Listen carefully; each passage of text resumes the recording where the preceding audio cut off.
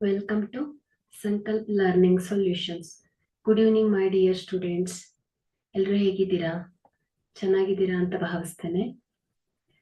Last ಕ್ಲಾಸಲ್ಲಿ ನಾವು ವೃತ್ತಗಳು ಇವುಗಳಿಗೆ ಸಂಬಂಧಪಟ್ಟ ಹಾಗೆ ಕೆಲವೊಂದು ಪರಿಕಲ್ಪನೆಗಳನ್ನ ಅಭ್ಯಾಸ ಮಾಡಿದ್ವಿ.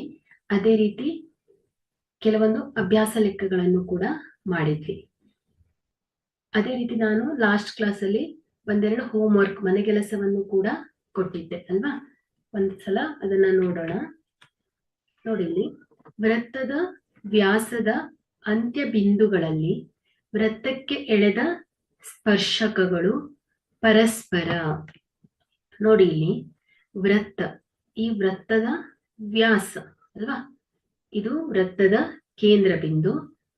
ಸೊ ಇಲ್ಲಿ ಒಂದು ವ್ಯಾಸವನ್ನ ಎಳೆದ್ರೆ ಈ ವೃತ್ತದ ವ್ಯಾಸದ ಅಂತ್ಯ ಬಿಂದುಗಳು, ಸೊ ಇಲ್ಲಿ ಎ ಬಿ ಇವುಗಳೇನಾಯ್ತು ಮಕ್ಕಳೇ? ಈ ಒಂದು ವೃತ್ತದ ವ್ಯಾಸದ ಅಂತ್ಯ ಬಿಂದುಗಳು. ಈ ಅಂತ್ಯ ಬಿಂದುವಿನಲ್ಲಿ ಸ್ಪರ್ಶಕಗಳನ್ನ ಎಳಿತೇನೆ ನಾನು. ಹೀಗೆ ಸ್ಪರ್ಶಕಗಳನ್ನ ಎಳೆದ್ರೆ ಸೊ ಅವುಗಳು ಪರಸ್ಪರ ಹೇಗಿರುತ್ತೆ ಹೇಳ್ತೀರಾ? ಪರಸ್ಪರ ಸಮಾಂತರವಾಗಿರುತ್ತದೆ ಅಲ್ವಾ? ಹಾಗಾದ್ರೆ ಏನಾಗತ್ತೆ ಇಲ್ಲಿ? ಸಿ ಏನಾಗತ್ತೆ ಮಕ್ಕಳೇ? ಸರಿಯಾದ ಉತ್ತರ. ವೃತ್ತದ ವ್ಯಾಸದ ಅಂತ್ಯ ಬಿಂದುಗಳಲ್ಲಿ ವೃತ್ತಕ್ಕೆ ಎಳೆದ ಸ್ಪರ್ಶಕಗಳು ಏನಾಗಿರುತ್ತೆ? ಸಮಾಂತರವಾಗಿರುತ್ತೆ. ಅದೇ ರೀತಿ ಎರಡನೆಯ ಮಲ್ಟಿಪಲ್ ಚಾಯ್ಸ್ ಕ್ವಶನ್ಸ್ ಗಳನ್ನ ಅಬ್ಸರ್ವ್ ಮಾಡಿ. ಚಿತ್ರದಲ್ಲಿ ಇದನ್ನ ನಾನು ಮನೆಗೆಲಸವಾಗಿ ಕೊಟ್ಟಿದ್ದೆ, ನೀವು ಮಾಡಿರ್ತೀರಾ ಅಂತ ಭಾವಿಸ್ತೇನೆ. ಒಂದ್ಸಲ ಹೇಗ್ ಬಂತು ಅನ್ನೋದನ್ನ ಹೇಳ್ತಾ ಹೋಗ್ತೇನೆ. ಚಿತ್ರದಲ್ಲಿ ಓ ವೃತ್ತ ಕೇಂದ್ರ ಆದರೆ ಕೋನ ACB. ನೋಡಿ, ಈ ಒಂದು ಚಿತ್ರವನ್ನ ಗಮನಿಸಿ. ಕೋನ ACB ಯ ಅಳತೆ ಎಷ್ಟು ಬರುತ್ತೆ ಅಂತ ಕೇಳಿದ್ದಾರೆ. ನೋಡಿ, ಇಲ್ಲಿ ಮೊದಲನೇದಾಗಿ ನಾವೇನ್ ಮಾಡೋಣ? ಈ ವೃತ್ತ ಕೇಂದ್ರದಲ್ಲಿನ ಕೋನ ನೋಡಿ, AOB, ಈ ವೃತ್ತ ಕೇಂದ್ರದಲ್ಲಿನ ಕೋನ ಮತ್ತು ಈ ACB ಅನ್ನೋದೇನಾಗತ್ತೆ ಮಕ್ಕಳೇ? ವೃತ್ತ ಪರಿಧಿಯಲ್ಲಿನ ಕೋನ ಅಲ್ವಾ? ಹಾಗಾದ್ರೆ ಇವುಗಳ ಸಂಬಂಧವನ್ನ ಅರ್ಥ ಮಾಡ್ಕೊಳ್ಳೋಣ. ನೋಡಿ, ಇಲ್ಲಿ ಈ ಒಂದೇ ಕಂಸದಿಂದ ಉಂಟಾದ ವೃತ್ತ ಕೇಂದ್ರದಲ್ಲಿನ ಕೋನ ನೋಡಿ, ಇಲ್ಲಿ ನೋಡಿ ACB ಅಲ್ವಾ? ಸೊ ಇದೊಂದು ಕಂಸ. ಈ ಒಂದೇ ಕಂಸದಿಂದ ವೃತ್ತ ಕೇಂದ್ರದಲ್ಲಿ ಉಂಟಾದ ಕೋನ ವೃತ್ತದ ಪರಿಧಿಯಲ್ಲಿನ ಕೋನದ ದುಪ್ಪಟ್ಟಾಗಿರುತ್ತೆ. ಉದಾಹರಣೆಗೆ, ವೃತ್ತ ಕೇಂದ್ರದಲ್ಲಿ ಕೋನ 80 ಇದ್ರೆ ಅದರ ಪರಿಧಿಯಲ್ಲಿನ ಕೋನ ಏನಾಗಿರುತ್ತೆ? 40 ಇರುತ್ತೆ. ಸೊ ಏನಾಗತ್ತೆ ಹೇಳ್ತಾ ಇದ್ದಾರೆ? ಇವುಗಳ ಸಂಬಂಧ ಹೇಗೆ ಹೇಳಿ? ಒಂದೇ ಕಂಸದಿಂದ ಉಂಟಾದ ವೃತ್ತ ಕೇಂದ್ರದಲ್ಲಿನ ಕೋನವು ವೃತ್ತದ ಪರಿಧಿಯಲ್ಲಿನ ಕೋನದ ದುಪ್ಪಟ್ಟಾಗಿರುತ್ತೆ. ಹಾಗಾದ್ರೆ ಇಲ್ಲಿ ವೃತ್ತ ಕೇಂದ್ರದಲ್ಲಿನ ಕೋನ ಯಾವ್ದಾಯ್ತು ಮಕ್ಕಳೇ? ಕೋನ AOB. ಅದೇ ರೀತಿ ವೃತ್ತ ಪರಿಧಿಯಲ್ಲಿನ ಕೋನ ಯಾವ್ದಾಗತ್ತೆ ಮಕ್ಕಳೇ? ACB ಆಗತ್ತೆ ಅಲ್ವಾ? ಸೊ ಈ AOB ಏನಾಗ್ತಾ ಇದೆ? ವೃತ್ತ ಪರಿಧಿಯಲ್ಲಿನ ಕೋನದ ದುಪ್ಪಟ್ಟಾಗಿರುತ್ತೆ ಅಂತ ಹೇಳ್ತಾ ಇದ್ದಾರೆ. ಇಲ್ಲಿ AOB ಅನ್ನ ಗಮನಿಸಿದ್ರೆ AOB ಒಂದು ಸರಳ ರೇಖೆ ಆಗತ್ತೆ. ಹಾಗಾದ್ರೆ ಇಲ್ಲಿ ಈ ಒಂದು ಸರಳ ರೇಖೆಯ ಮೇಲಿರುವ ಕೋನ ಎಷ್ಟಾಗಿರುತ್ತೆ ಮಕ್ಕಳೇ? 180 ಡಿಗ್ರಿ. 180 ಡಿಗ್ರಿ ಕೋನವನ್ನ ಉಂಟು ಮಾಡತ್ತೆ. ಹಾಗಾದ್ರೆ ಇಲ್ಲಿ ನಾವು ಏನ್ ಮಾಡೋಣ? ಈ ವೃತ್ತ ಪರಿಧಿಯಲ್ಲಿನ ಕೋನವನ್ನ ಹೇಳೋಣ. ಇವುಗಳ ಸಂಬಂಧವನ್ನ ಈಗಾಗಲೇ ಹೇಳಿದ್ದೀನಿ ನಾನು. ಏನು? ವೃತ್ತ ಕೇಂದ್ರದಲ್ಲಿನ ಕೋನವು ವೃತ್ತ ಪರಿಧಿಯಲ್ಲಿನ ಕೋನದ ದುಪ್ಪಟ್ಟು ಅಂದ್ರೆ 2ರಷ್ಟು ಆಗಿರುತ್ತೆ. ಸೊ ಇಲ್ಲಿ ನೋಡಿ, ಇದೇನಾಗತ್ತೆ? AOB ಏನಾಯ್ತು ಮಕ್ಕಳೇ? 180 ಡಿಗ್ರಿ. ಬರಬ್ಬರಿ 2 ಗುಣಿಸು ACB, ಕೋನ ACB. ಇಲ್ಲಿ ಕೋನ ACB ವೃತ್ತ ಪರಿಧಿಯಲ್ಲಿನ ಕೋನ ಬರಬ್ಬರಿ ಏನಾಗತ್ತೆ? 180 ಭಾಗಿಲೆ 2. 2 1 2, 2 9 180. ಹಾಗಾದ್ರೆ ಈ ವೃತ್ತ ಪರಿಧಿಯಲ್ಲಿನ ಕೋನ ಯಾವ್ದಾಗತ್ತೆ ಹೇಳಿ? 90 ಡಿಗ್ರಿ ಆಗತ್ತೆ. ಸಿ ಏನಾಗತ್ತೆ ಮಕ್ಕಳೇ ಈ ಒಂದು ಪ್ರಶ್ನೆಗೆ ಸರಿಯಾದ ಉತ್ತರ. ನೀವೀಗಾಗ್ಲೇ ಇದನ್ನ ಸಾಲ್ವ್ ಮಾಡಿರ್ತೀರಲ್ವಾ? ನಾನು ಒಂದ್ಸಲ ಹೇಗ್ ಬಂತು ಅನ್ನೋದನ್ನ ರಿಪೀಟ್ ಆಗಿ ಹೇಳ್ತಾ ಇದ್ದೇನೆ. ಓಕೆ, ಅದೇ ರೀತಿ ಇದನ್ನು ಕೂಡ ನಾನು ಮನೆಗೆಲಸವನ್ನಾಗಿ ಕೊಟ್ಟಿದ್ದೆ. ಮೂರನೆಯ ಪ್ರಶ್ನೆ, ಓ ವೃತ್ತ ಕೇಂದ್ರವಿರುವ ಒಂದು ವೃತ್ತಕ್ಕೆ ಪಿ ಬಿಂದುವಿನಿಂದ ಎಳೆದ ಸ್ಪರ್ಶಕಗಳಾದ PA ಮತ್ತು PBಗಳ ನಡುವಿನ ಕೋನ 80 ಡಿಗ್ರಿ ಆದರೆ ಕೋನ POA ದ ಅಳತೆ. ನೋಡಿ, ಇಲ್ಲಿ ಒಂದು ವೃತ್ತಕ್ಕೆ ಬಾಹ್ಯ ಬಿಂದು P. ಈ P ನಿಂದ ಗರಿಷ್ಠ ಎಷ್ಟು ಸ್ಪರ್ಶಕಗಳನ್ನ ಎಳಿಬಹುದು ಹೇಳಿ ಮಕ್ಕಳೇ? ಎಷ್ಟು ಸ್ಪರ್ಶಕವನ್ನ ಎಳಿಬಹುದು ಹೇಳ್ತೀರಾ? 2 ಸ್ಪರ್ಶಕ, ಗರಿಷ್ಠ 2 ಸ್ಪರ್ಶಕವನ್ನ ಎಳೆಯಬಹುದು ಅಲ್ವಾ? AB ಇದು ವೃತ್ತದ ಕೇಂದ್ರ. ಇಲ್ಲಿ ನೋಡಿ, ಇಲ್ಲಿ ಅವರು ಕೋನ ಸ್ಪರ್ಶಕಗಳ ನಡುವಿನ ಕೋನ ಅಂದ್ರೆ ಯಾವ್ದಾಗತ್ತೆ? PA ಮತ್ತು PBಗಳ ನಡುವಿನ ಕೋನವನ್ನ 80 ಡಿಗ್ರಿ ಕೊಟ್ಟಿದ್ದಾರೆ. ನಾವಿಲ್ಲಿ POA ಕೋನವನ್ನ ಕಂಡುಹಿಡಿಯುವ ಮೊದಲು ನಾವೇನ್ ಮಾಡ್ಬೇಕು? AOB ಕೋನದ ಅಳತೆಯನ್ನ ನೋಡೋಣ. ಮೊದಲನೇದಾಗಿ ನೋಡಿ, ಇಲ್ಲಿ ನೀವೀಗಾಗ್ಲೇ ಒಂದು ಪ್ರಮೇಯವನ್ನ ಕಲ್ತಿದ್ದೀರಾ. ಸ್ಪರ್ಶಕಗಳ ಉದ್ದವು ನೋಡಿ, ಬಾಹ್ಯ ಬಿಂದುವಿನಿಂದ ಸ್ಪರ್ಶಕಗಳಿಗೆ ಈ ಸ್ಪರ್ಶಕಗಳೇನಾಗಿರುತ್ತೆ ಹೇಳಿ? ಇವುಗಳ ಉದ್ದಗಳು ಸಮನಾಗಿರುತ್ತೆ ಅಲ್ವಾ? ಹಾಗಾದ್ರೆ ಇಲ್ಲಿ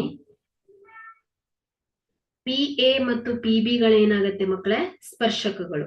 ಸೊ ಇವುಗಳ ಉದ್ದಗಳು ಸಮನಾಗಿರುತ್ತೆ ಅಂತ ಹಿಂದಿನ ಪ್ರಮೇಯದಲ್ಲಿ ಹೇಳಿದ್ದೀರಾ ನೀವು. ಈ ಪ್ರಮೇಯವನ್ನ ಸಾಧಿಸ್ಬೇಕಾದ್ರೆ ಏನಾಗಿತ್ತು ಹೇಳಿ?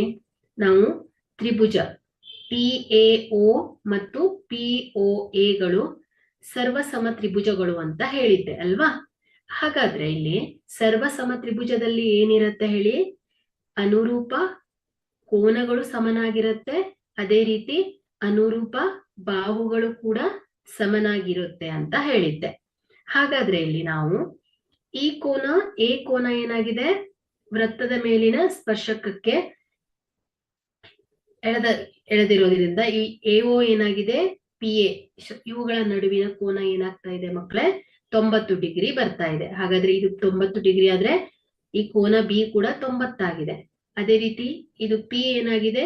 80 ಡಿಗ್ರಿ ಆದರೆ ಕೋನ AOB, ಸೊ ಇವುಗಳು ಏನಾಗ್ತಾ ಇದೆ ಮಕ್ಕಳೇ? ಈ ಒಂದು ಚತುರ್ಭುಜದ ಒಳಕೋನಗಳ ಮೊತ್ತ ಎಷ್ಟಿರತ್ತೆ? 360 ಡಿಗ್ರಿ ಆಗಿರತ್ತೆ. ಹಾಗಾದ್ರೆ ಇಲ್ಲಿ ಕೋನ AOB ಯ ಅಳತೆ ಎಷ್ಟು ಸಿಕ್ಕಿದೆ ನಮ್ಗೆ? 100 ಡಿಗ್ರಿ ಅಂತ ಸಿಕ್ಕಿದೆ ಅಲ್ವಾ? ಕೋನ AOB ಎಷ್ಟಿದೆ? 100 ಡಿಗ್ರಿ. ಹಾಗಾದ್ರೆ ಇಲ್ಲಿ ನಾವೇನ್ ಹೇಳ್ಬೇಕು? ಕೋನ POA ದ ಅಳತೆ, ಕೋನ POA.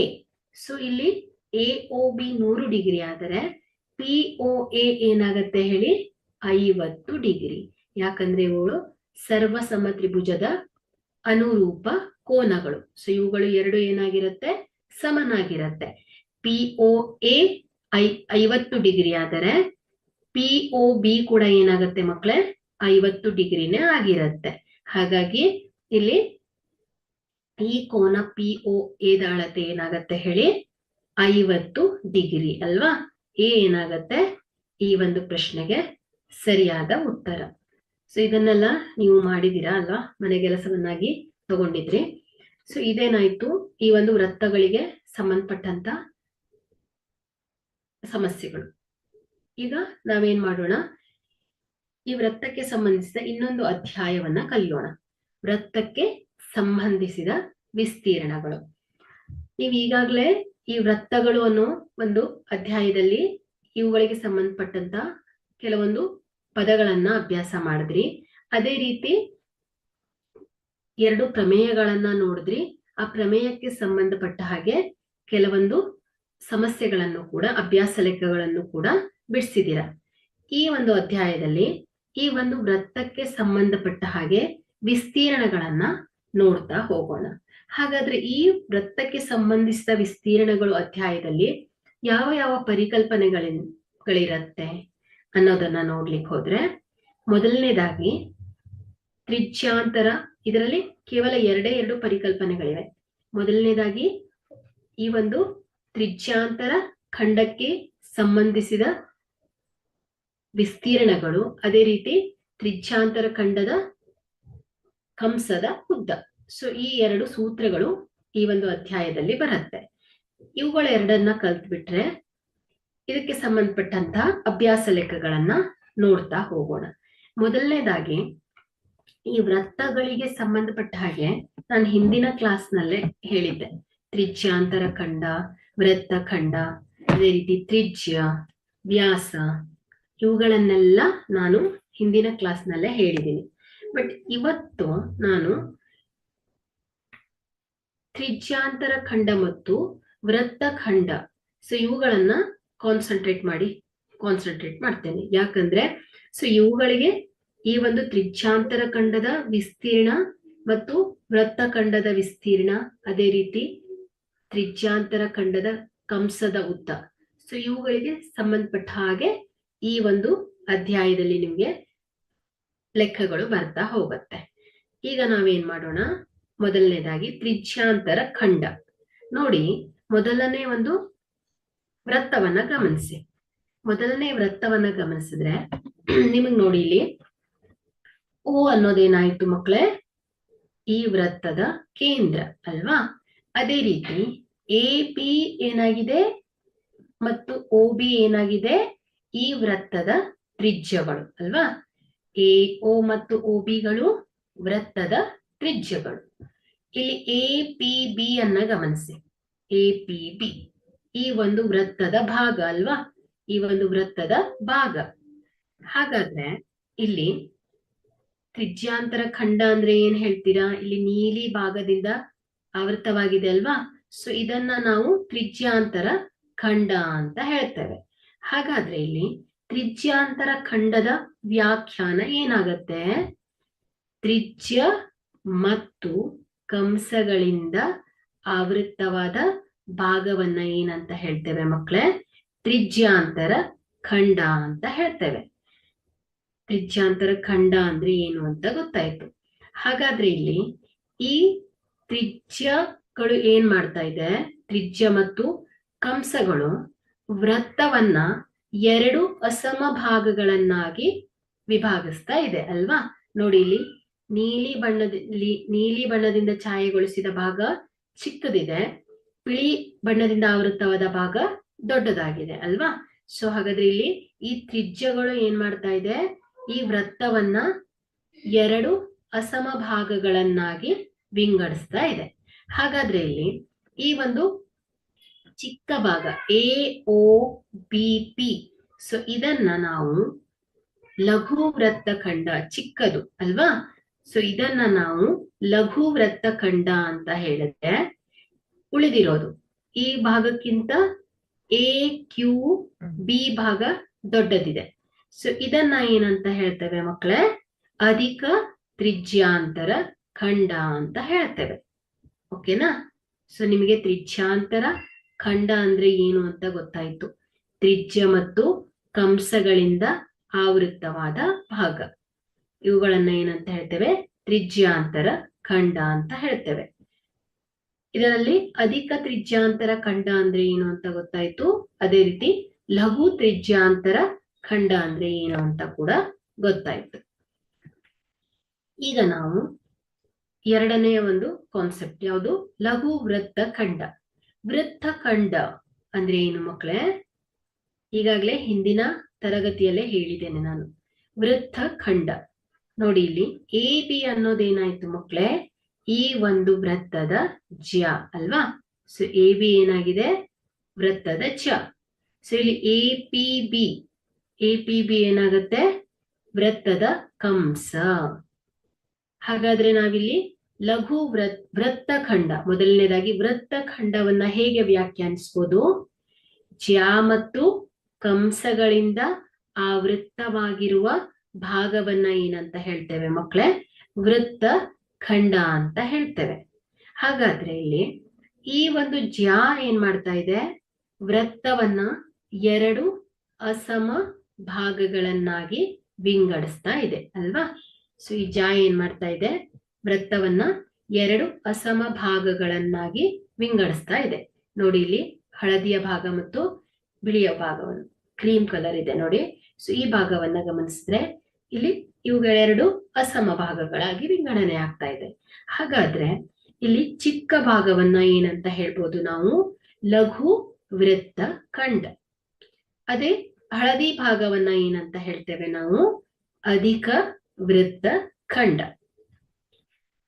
ನೋಡಿ ಇಲ್ಲಿ ಜ್ಯಾಗಳು ಎ ಬಿ ಜ್ಯಾ ಇದೆ ಅಲ್ವಾ. ಸೊ ಆ ಎ ಬಿ ಜ್ಯಾ ಕೇಂದ್ರದ ಮೂಲಕ ಹಾದು ಹೋದಾಗ ಈ ಜ್ಯಾ ಏನಾಗ್ತಾ ಇದೆ, ಕೇಂದ್ರದ ಮೂಲಕ ಹಾದು ಹೋದಾಗ ವೃತ್ತವನ್ನ 2 ಸಮಭಾಗಗಳನ್ನಾಗಿ ವಿಂಗಡಣೆ ಮಾಡತ್ತೆ. ಓಕೆ, ಹಾಗಾದ್ರೆ ಇಲ್ಲಿ ಈ ಭಾಗವನ್ನ ನಾವೇನಂತ ಹೇಳ್ತೇವೆ, ಅರ್ಧ ವೃತ್ತ ಖಂಡ. ಸೊ ಇದನ್ನ ಏನಂತ ಹೇಳ್ತೇವೆ, ಅರ್ಧ ವೃತ್ತ ಖಂಡ. ಈಗ ನಿಮ್ಗೆ ವೃತ್ತ ಖಂಡ ಅಂದ್ರೆ ಏನಂತ ಗೊತ್ತಾಯ್ತು. ಅದೇ ರೀತಿ ತ್ರಿಜ್ಯಾಂತರ ಖಂಡ, ತ್ರಿಜ್ಯ ಮತ್ತು ಕಂಸಗಳಿಂದ ಆವೃತ್ತವಾದ ಭಾಗವನ್ನ ತ್ರಿಜ್ಯಾಂತರ ಖಂಡ ಅಂತ ಹೇಳಿದ್ರೆ, ಜ್ಯಾ ಮತ್ತು ಕಂಸ ಸೊ ಇವುಗಳಿಂದ ಆವೃತ್ತವಾದ ಭಾಗವನ್ನ ವೃತ್ತ ಖಂಡ ಅಂತ ಹೇಳ್ತೇವೆ. ಈಗ ನಾವು ಈ ಒಂದು ವೃತ್ತಕ್ಕೆ ಸಂಬಂಧಿಸಿದ ವಿಸ್ತೀರ್ಣಗಳು, ಇವುಗಳಲ್ಲಿ ಮೊದಲನೇ ಪರಿಕಲ್ಪನೆ, ಇಲ್ಲಿ ನಾವು ತ್ರಿಜ್ಯಾಂತರ ಖಂಡದ ವಿಸ್ತೀರ್ಣವನ್ನ ಹೇಳ್ಬೇಕು. ನಿಮಗೆ ತ್ರಿಜ್ಯಾಂತರ ಖಂಡ ಅಂದ್ರೆ ಏನು ಅಂತ ಗೊತ್ತಾಯ್ತು. ಹಾಗಾದ್ರೆ ಇಲ್ಲಿ ಇದರ ವಿಸ್ತೀರ್ಣ. ಓಕೆ, ಇಲ್ಲಿ ಈ ಒಂದು ವೃತ್ತವನ್ನ ಗಮನಿಸಿ, ಇಲ್ಲಿ ಕೊಟ್ಟಿರುವ ವೃತ್ತವನ್ನ ಗಮನಿಸಿ. ಓ ಏನಾಗಿದೆ, ಈ ಒಂದು ವೃತ್ತದ ಕೇಂದ್ರ. ಇಲ್ಲಿ ಎ ಓ ಮತ್ತು ಓ ಬಿ ಗಳು ಏನಾಗ್ತಾ ಇದೆ ಮಕ್ಕಳೇ, ಈ ಒಂದು ವೃತ್ತದ ತ್ರಿಜ್ಯ ಅಲ್ವಾ. ಅದೇ ರೀತಿ ಎ ಪಿ ಬಿ ಏನಾಗಿದೆ, ವೃತ್ತದ ಕಂಸ. ಇದೇನಾಗಿದೆ ಮಕ್ಕಳೇ, ಕಂಸ. ಎ ಪಿ ಬಿ ಏನಾಗಿದೆ, ಕಂಸ. ಹಾಗಾದ್ರೆ ಇಲ್ಲಿ ತ್ರಿಜ್ಯ ಮತ್ತು ಕಂಸಗಳಿಂದ ಆವೃತ್ತವಾದ ಭಾಗವನ್ನ ಏನಂತ ಹೇಳ್ತಾ ಇದ್ದೇವೆ ನಾವು, ತ್ರಿಜ್ಯಾಂತರ ಖಂಡ. ಹಾಗಾದ್ರೆ ನಾವಿಲ್ಲಿ ಈ ತ್ರಿಜ್ಯಾಂತರ ಖಂಡದ ವಿಸ್ತೀರ್ಣವನ್ನ ಹೇಳಬೇಕು. ಅದಕ್ಕೂ ಮೊದಲು ನೋಡಿ, ಇಲ್ಲಿ ಈ ತ್ರಿಜ್ಯಾಂತರ ಖಂಡದಲ್ಲಿ ಎ ಓ ಬಿ ಇಲ್ಲಿ ಒಂದು ಕೋನ ಉಂಟಾಗ್ತಾ ಇದೆ. ಸೊ ಈ ಕೋನವನ್ನ ನಾನೇನ್ ಮಾಡ್ತೇನೆ, ಥೀಟಾ ಅಂತ ಹೆಸರಿಸ್ತೇನೆ.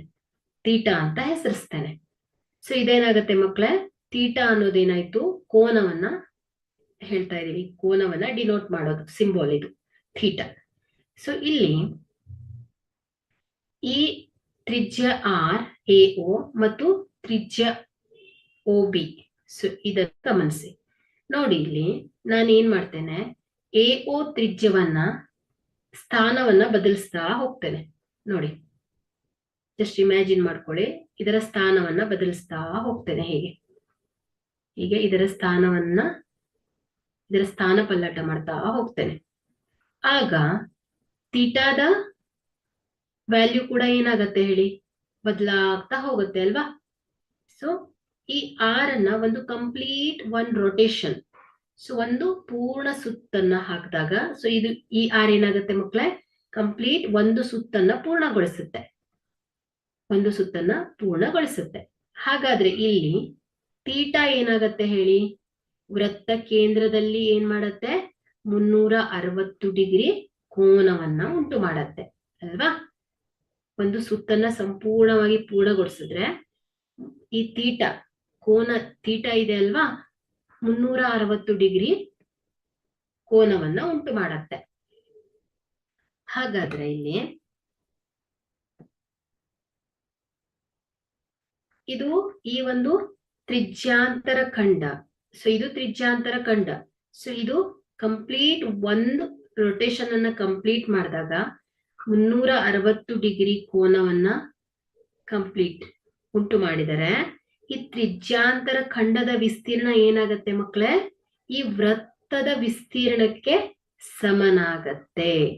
ಸೊ ಈ ತ್ರಿಜ್ಯಾಂತರ ಖಂಡದ ವಿಸ್ತೀರ್ಣ ಏನಾಗತ್ತೆ, ವೃತ್ತದ ವಿಸ್ತೀರ್ಣಕ್ಕೆ ಸಮನಾಗತ್ತೆ.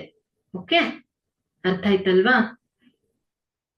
ಹಾಗಾದ್ರೆ ಇಲ್ಲಿ ಇದು ಈ ಒಂದು ವೃತ್ತ ಕೇಂದ್ರದಲ್ಲಿ 360 ಡಿಗ್ರಿ ಕೋನವನ್ನ ಉಂಟು ಮಾಡಿದರೆ ಆರ್ ಏನಾಗುತ್ತೆ ನೋಡಿ, 1 ಡಿಗ್ರಿ ಕಂಪ್ಲೀಟ್ ಮಾಡ್ತು. ಅದೇ ರೀತಿ 2 ಡಿಗ್ರಿ ಕಂಪ್ಲೀಟ್ ಮಾಡ್ತು, 3 ಡಿಗ್ರಿ ಕಂಪ್ಲೀಟ್ ಮಾಡ್ತು.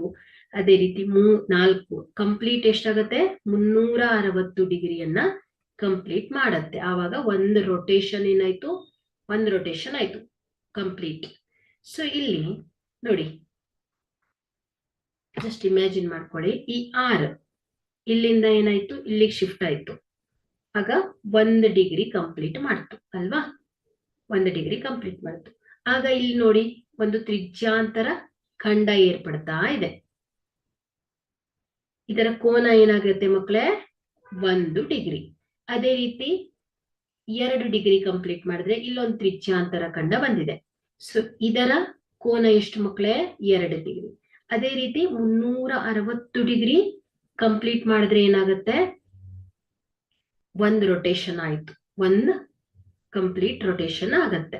ಹಾಗಾದ್ರೆ ಇಲ್ಲಿ ತ್ರಿಜ್ಯಾಂತರ ಖಂಡವನ್ನ ಉಂಟು ಮಾಡುತ್ತಿರುವ ಕೋನದ ಅಳತೆ 1 ಡಿಗ್ರಿ ಆದಾಗ ಏನಾಗತ್ತೆ ಮಕ್ಕಳೇ, ಈ ತ್ರಿಜ್ಯಾಂತರ ಖಂಡದ ವಿಸ್ತೀರ್ಣ ಏನಾಗತ್ತೆ ಹೇಳಿ, πr² ಬಾಗಿಲೆ 360 ಡಿಗ್ರಿ ಆಗತ್ತೆ. ಯಾವಾಗ, ಒಂದು ಕಂಪ್ಲೀಟ್ 1 ರೊಟೇಷನ್ ಅನ್ನ ಮುಗಿಸಿದಾಗ. ಯಾಕಂದ್ರೆ ಒಂದು ಕಂಪ್ಲೀಟ್ 1 ರೊಟೇಷನ್ ಆಯ್ತು ಅಂದ್ರೆ ಅದೇನಾಗತ್ತೆ ಹೇಳ್ರಿ, ವೃತ್ತದ ವಿಸ್ತೀರ್ಣಕ್ಕೆ ಸಮನಾಗತ್ತೆ. ಹಾಗಾಗಿ ಇಲ್ಲಿ ಏನಾಯ್ತು, πr² ಬಾಗಿಲೆ 360 ಡಿಗ್ರಿ. ಇಲ್ಲಿ ಈ ಒಂದು ತೀಟಾ, ಹಾಗಾದ್ರೆ ಈ ತ್ರಿಜ್ಯಾಂತರ ಖಂಡದಲ್ಲಿ ತೀಟಾ ಕೋನಕ್ಕೆ ಈ ತ್ರಿಜ್ಯಾಂತರ ಖಂಡದ ವಿಸ್ತೀರ್ಣವನ್ನ ಏನಂತ ಬರಿಬಹುದು ನಾವು, πr² ಬಾಗಿಲೆ 360 ಡಿಗ್ರಿ ಗುಣಿಸು ತೀಟಾ. ಯಾಕೆ ಹೇಳಿ, ಈ ತ್ರಿಜ್ಯಾಂತರ ಖಂಡದ ಕೋನ ತೀಟಾ ಗುಣಿಸು πr² ಬಾಗಿಲೆ 360 ಡಿಗ್ರಿ. ಸೊ ಇದನ್ನ ಕರೆಕ್ಟ್ ಮಾಡಿ ಬರೆದಾಗ ತೀಟಾ ಬಾಗಿಲೆ 360 ಡಿಗ್ರಿ ಗುಣಿಸು πr² ಆಗತ್ತೆ. ಸೊ ಇದೇನಾಯ್ತು ಮಕ್ಕಳೇ, ಈ ಒಂದು ತ್ರಿಜ್ಯಾಂತರ ಖಂಡದ ವಿಸ್ತೀರ್ಣ. ಓಕೆ, ಸೊ ಅರ್ಥ ಆಯ್ತು ಅಂತ ಭಾವಿಸ್ತೇನೆ. ಹಾಗಾದ್ರೆ ಇಲ್ಲಿ ತೀಟಾ, ಈ ಒಂದು ತ್ರಿಜ್ಯಾಂತರ ಖಂಡದಲ್ಲಿ ತೀಟಾ ಕೋನವಿರುವ ತ್ರಿಜ್ಯಾಂತರ ಖಂಡದ ವಿಸ್ತೀರ್ಣ ಏನಾಗತ್ತೆ ಮಕ್ಕಳೇ, ತೀಟಾ ಬಾಗಿಲೆ 360 ಡಿಗ್ರಿ ಗುಣಿಸು πr² ಆಗತ್ತೆ. ಓಕೆ,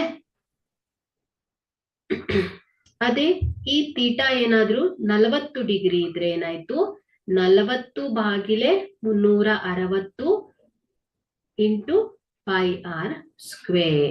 ಸೊ ಇಲ್ಲಿ ತೀಟಾ ಅನ್ನೋದು ಏನಾಯ್ತು, ಈ ಒಂದು ತ್ರಿಜ್ಯಾಂತರ ಖಂಡದಲ್ಲಿ ತ್ರಿಜ್ಯಾಂತರ ಖಂಡದ ಕೋನವನ್ನ ಡಿನೋಟ್ ಮಾಡುತ್ತೆ.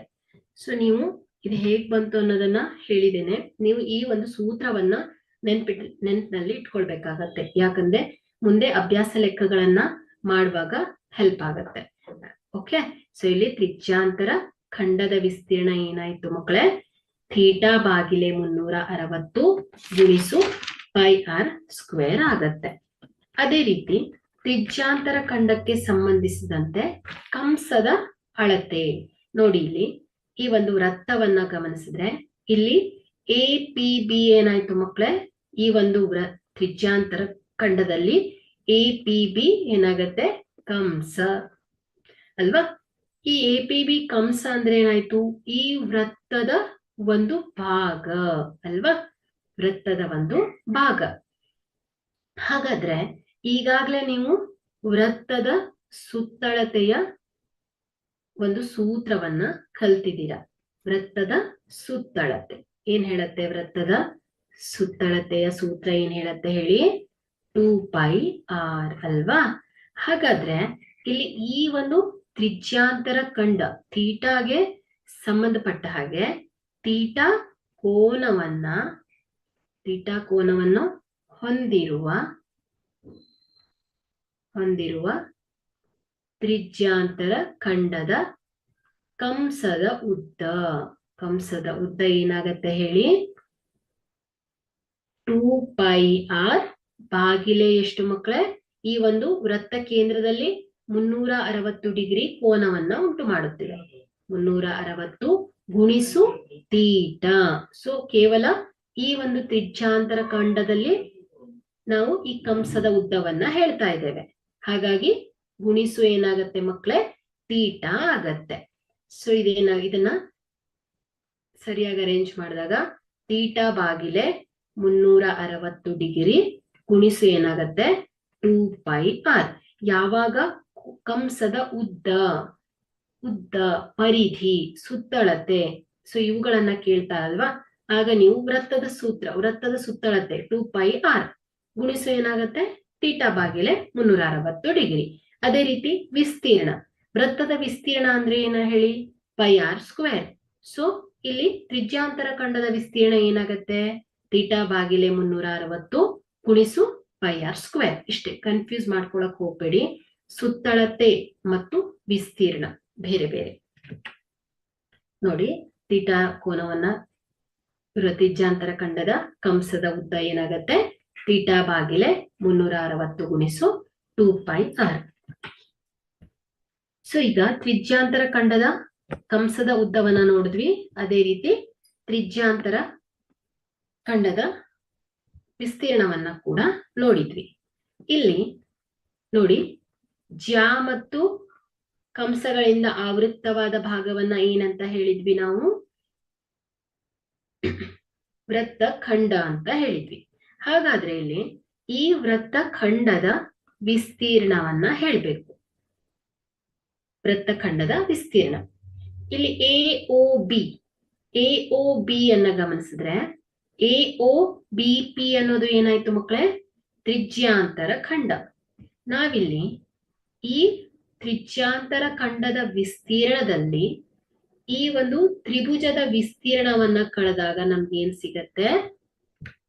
ವೃತ್ತಖಂಡದ ವಿಸ್ತೀರ್ಣ ಸಿಗತ್ತೆ. ನೋಡಿ, ಈ ತ್ರಿಜ್ಯಾಂತರ ಖಂಡದ ವಿಸ್ತೀರ್ಣದಲ್ಲಿ ಈ ಒಂದು ತ್ರಿಭುಜದ ವಿಸ್ತೀರ್ಣವನ್ನ ಕಳೆದಾಗ ನಮಗೆ ವೃತ್ತಖಂಡದ ವಿಸ್ತೀರ್ಣ ದೊರಕತ್ತೆ.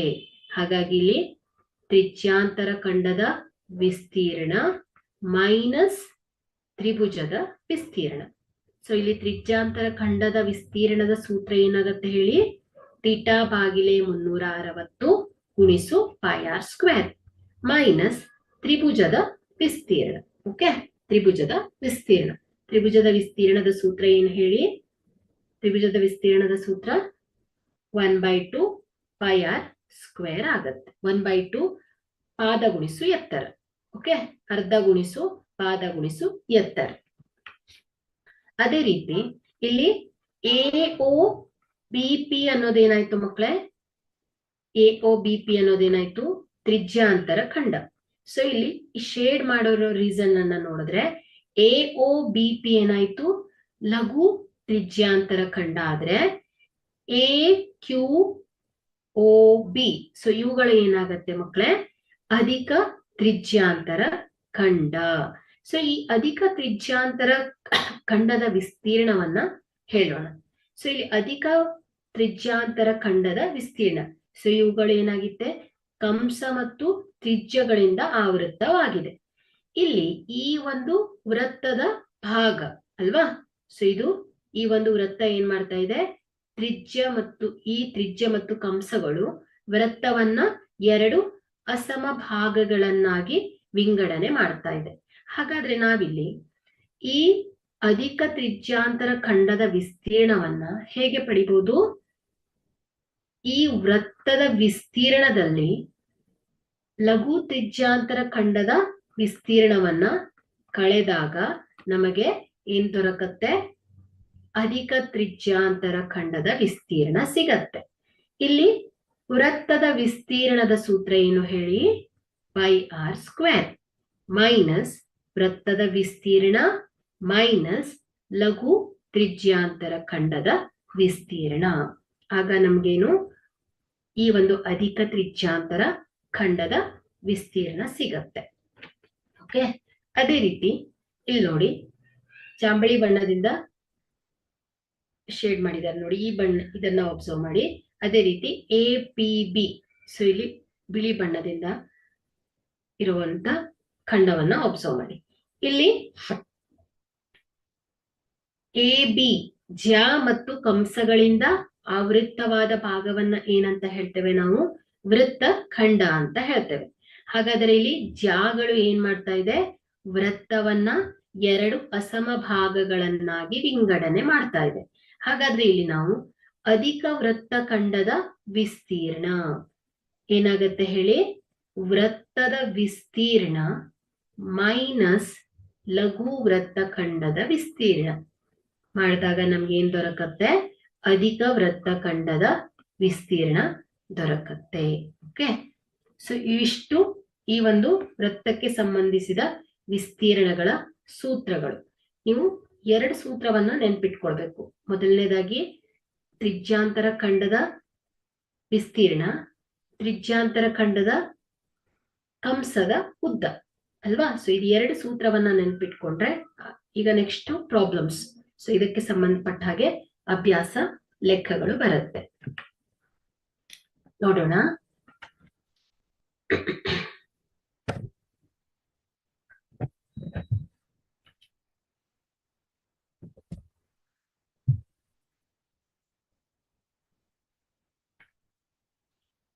ನೋಡಿ, ಮೊದಲನೇ ಪ್ರಶ್ನೆಯನ್ನ ಗಮನಿಸಿ. ಒಂದು ವೃತ್ತದ ತ್ರಿಜ್ಯಾಂತರ ಖಂಡದ ತ್ರಿಜ್ಯವು 6 ಸೆಂಟಿಮೀಟರ್, ತ್ರಿಜ್ಯಾಂತರ ಖಂಡದ ಕೋನವು 60 ಡಿಗ್ರಿ ಆದರೆ ಅದರ ವಿಸ್ತೀರ್ಣವನ್ನ ಕಂಡು ಹಿಡಿಯಿರಿ. ನೋಡಿ, ಇಲ್ಲಿ ಒಂದು ವೃತ್ತವನ್ನ ಬಿಡಿಸ್ತೇನೆ. ತ್ರಿಜ್ಯಾಂತರ, ಇದು ವೃತ್ತದ ಕೇಂದ್ರ. ಇಲ್ಲಿ ತ್ರಿಜ್ಯಾಂತರ ಖಂಡ, ತ್ರಿಜ್ಯ ಮತ್ತು ಕಂಸಗಳಿಂದ ಆವೃತ್ತವಾದ ಭಾಗ. ಇಲ್ಲಿ ಇವರು ತ್ರಿಜ್ಯಾಂತರ ಖಂಡದಲ್ಲಿ ತ್ರಿಜ್ಯದ ಅಳತೆಯನ್ನ ಕೊಟ್ಟಿದ್ದಾರೆ. AO ಮತ್ತು OBಗಳು ಈ ಒಂದು ವೃತ್ತದ ತ್ರಿಜ್ಯಗಳು. ಸೊ ಇವುಗಳು ಎಷ್ಟನ್ನು ಕೊಟ್ಟಿದ್ದಾರೆ? 6 ಸೆಂಟಿಮೀಟರ್. ಅದೇ ರೀತಿ ಈ ತ್ರಿಜ್ಯಾಂತರ ಖಂಡ ಉಂಟು ಮಾಡುತ್ತಿರುವ ಕೋನದ ಅಳತೆಯನ್ನು ಕೂಡ ಕೊಟ್ಬಿಟ್ಟಿದ್ದಾರೆ. ಎಷ್ಟು? 60 ಡಿಗ್ರಿ ಅಲ್ವಾ? ಹಾಗಾದರೆ ಈ ಒಂದು ತ್ರಿಜ್ಯಾಂತರ ಖಂಡದ ವಿಸ್ತೀರ್ಣ. ಸೊ ನಿಮ್ಗೆ ತ್ರಿಜ್ಯಾಂತರ ಖಂಡದ ವಿಸ್ತೀರ್ಣದ ಸೂತ್ರ ಏನ್ ಹೇಳತ್ತೆ? ನೆನ್ಪಿದ್ಯಾ? ಥೀಟಾ ಭಾಗಿಲೆ 360 ಡಿಗ್ರಿ ಗುಣಿಸು πr². ವಿಸ್ತೀರ್ಣ ಅಂದಾಗ πr², ವೃತ್ತದ ವಿಸ್ತೀರ್ಣ πr². ಸೊ ಇಲ್ಲಿ r ಏನಿದೆ? 6 ಸೆಂಟಿಮೀಟರ್. ಕೊಟ್ಟಿರುವ ದತ್ತಾಂಶಗಳನ್ನ ಬರ್ಕೊಳ್ಳಿ. ಥೀಟಾ ಎಷ್ಟಿದೆ ಮಕ್ಕಳೇ?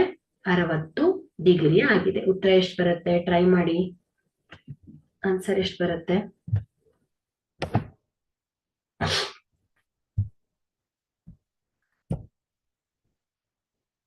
ಹೇಳ್ತೀರಾ ಆನ್ಸರ್ನ?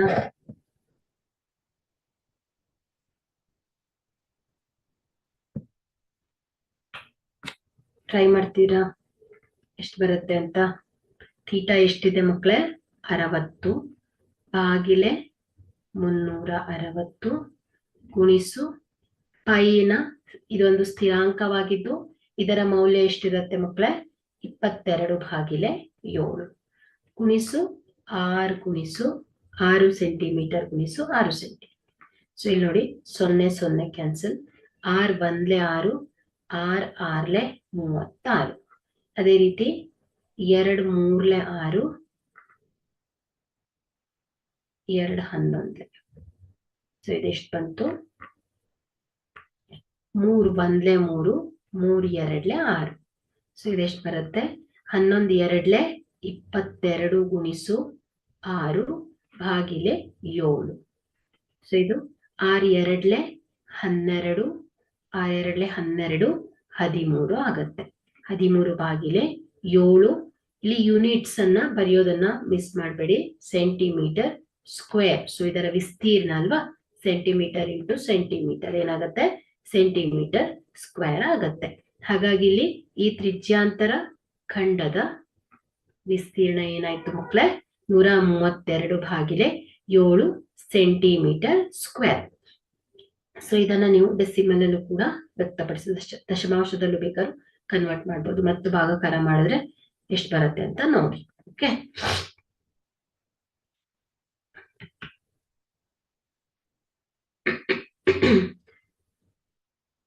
ಮುಂದಿನ ಲೆಕ್ಕವನ್ನ ಗಮನಿಸಿ. 10 ಸೆಂಟಿಮೀಟರ್ ತ್ರಿಜ್ಯವುಳ್ಳ ವೃತ್ತದಲ್ಲಿನ ಒಂದು ಜ್ಯಾವು ವೃತ್ತ ಕೇಂದ್ರದಲ್ಲಿ ಲಂಬಕೋನವನ್ನ ಉಂಟು ಮಾಡುತ್ತದೆ. ಜ್ಯಾದಿಂದ ಉಂಟಾದ ಲಘು ವೃತ್ತಖಂಡ ಮತ್ತು ಅಧಿಕ ತ್ರಿಜ್ಯಾಂತರ ಖಂಡಗಳ ವಿಸ್ತೀರ್ಣವನ್ನ ಕಂಡು ಹಿಡಿಯಿರಿ. ನೋಡಿ, ಇಲ್ಲಿ ಕೊಟ್ಟಿರುವ ಅಂಶದ ಪ್ರಕಾರ ಚಿತ್ರ ಹೇಗೆ ಬರುತ್ತೆ. 10 ಸೆಂಟಿಮೀಟರ್ ತ್ರಿಜ್ಯವುಳ್ಳ ವೃತ್ತದಲ್ಲಿ ಒಂದು ಜ್ಯಾವು, ನೋಡಿ 10 ಸೆಂಟಿಮೀಟರ್ ತ್ರಿಜ್ಯ ಎ ಬಿ ಪಿ ಅಂತ ತಗೊಳ್ತೇನೆ. ಈ ಒಂದು ತ್ರಿಜ್ಯ ಎಷ್ಟಿದೆ, 10 ಸೆಂಟಿಮೀಟರ್. ವೃತ್ತದಲ್ಲಿನ ಒಂದು ಜ್ಯಾವು ವೃತ್ತದಲ್ಲಿ ಲಂಬ ಕೋನವನ್ನುಂಟು ಮಾಡುತ್ತಿದೆ. ಈ ಜ್ಯಾ ಏನ್ ಮಾಡ್ತಾ ಇದೆ, ಜ್ಯಾ ವೃತ್ತ ಕೇಂದ್ರದಲ್ಲಿ, ವೃತ್ತ ಕೇಂದ್ರ ಯಾವ್ದಾಯ್ತು, ಇದು ವೃತ್ತ ಕೇಂದ್ರದಲ್ಲಿ ಲಂಬ ಕೋನವನ್ನ ಉಂಟು ಮಾಡುತ್ತಿದೆ. ಲಂಬ ಕೋನ ಅಂದ್ರೆ ಏನಾಯ್ತು, ತೀಟಾ ಏನಾಗತ್ತೆ ಮಕ್ಕಳೇ, ಏನಾಗತ್ತೆ, ತೀಟಾ 90 ಡಿಗ್ರಿ ಆಗತ್ತೆ. ಹಾಗಾದ್ರೆ ಇಲ್ಲಿ ಜ್ಯಾದಿಂದ ಉಂಟಾದ ಲಘು ವೃತ್ತ ಖಂಡ. ಸೊ ಜ್ಯಾದಿಂದ ಉಂಟಾದ ಲಘು ವೃತ್ತ ಖಂಡ ಯಾವ್ದಾಯ್ತು, ಇದು ಲಘು ವೃತ್ತ ಖಂಡ ಅಲ್ವಾ. ಜ್ಯಾ ಮತ್ತು ಕಂಸಗಳಿಂದ ಆವೃತ್ತವಾದ ಭಾಗವನ್ನ ಏನಂತ ಹೇಳ್ತೇವೆ, ವೃತ್ತಖಂಡ ಅಂತ ಹೇಳ್ತೇವೆ. ಹಾಗಾಗಿ ಈ ಲಘು ವೃತ್ತಖಂಡದ ವಿಸ್ತೀರ್ಣವನ್ನ ಹೇಳ್ಬೇಕು. ಅದೇ ರೀತಿ ತ್ರಿಜ್ಯಾಂತರ ಖಂಡ ಎ ಒ ಬಿ ಪಿ ಅನ್ನೋದೇನಾಯ್ತು ಮಕ್ಕಳೇ, ತ್ರಿಜ್ಯಾಂತರ ಖಂಡ. ಯಾಕೆ ಹೇಳಿ, ತ್ರಿಜ್ಯ ಮತ್ತು ಕಂಸಗಳಿಂದ ಆವೃತ್ತವಾದ ಭಾಗ. ನೋಡಿ, ಇಲ್ಲಿ ವೃತ್ತಖಂಡನೂ ಇದೆ, ತ್ರಿಜ್ಯಾಂತರ ಖಂಡನೂ ಇದೆ, ಕನ್ಫ್ಯೂಸ್ ಆಗತ್ತೆ.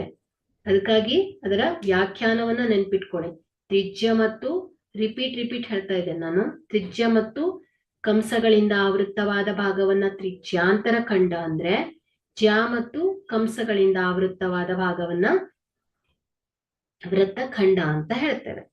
ಈಗ ನಾವೇನ್ ಮಾಡೋಣ, ಕೊಟ್ಟಿರುವ ಅಂಶಗಳನ್ನ ಬರೆದುಕೊಳ್ಳೋಣ. ಇಲ್ಲಿ ಆರ್ ಏನಾಗಿದೆ, 10 ಸೆಂಟಿಮೀಟರ್. ತೀಟಾ ಏನಾಗಿದೆ ಮಕ್ಕಳೇ, 90 ಡಿಗ್ರಿ. ನೋಡಿ, ಇಲ್ಲಿ ಇದು ಈ ಒಂದು ತ್ರಿಜ್ಯಾಂತರ ಖಂಡದಲ್ಲಿ ತ್ರಿಜ್ಯಗಳು ಉಂಟು ಮಾಡುತ್ತಿರುವ ಕೋನ ಯಾವ್ದಾಯ್ತು, 90 ಡಿಗ್ರಿ. ಸೊ ಇದೇನಾಯ್ತು, ವೃತ್ತ ಕೇಂದ್ರದಲ್ಲಿ ಉಂಟು ಮಾಡುತ್ತಿರುವ ಕೋನ ಎಷ್ಟಿದೆ ಮಕ್ಕಳೇ, 360 ಡಿಗ್ರಿ. ಆದರೆ ಸೊ ಈ ಒಂದು ವೃತ್ತದ ಚತುರ್ಥಕ ಭಾಗ ಅಂತಾನು ಕೂಡ ಹೇಳ್ತೇವೆ. ಸೊ 90 ಡಿಗ್ರಿ ಅಂದ್ರೆ ಏನಾಯ್ತು, 360 ಭಾಗಿಲೆ 90. ಸೊ 94 36 ಅಂದ್ರೆ ಏನಾಯ್ತು, ಈ ಒಂದು ವೃತ್ತವನ್ನ 4 ಸಮಾನ ಭಾಗಗಳನ್ನಾಗಿ ವಿಭಾಗಿಸಿದಾಗ ಪ್ರತಿ ಒಂದು ತ್ರಿಜ್ಯಾಂತರ ಖಂಡದಲ್ಲಿ ಕೋನದ ಅಳತೆ ಏನಿರುತ್ತೆ ಮಕ್ಕಳೇ, 90 ಡಿಗ್ರಿ ಆಗಿರುತ್ತೆ.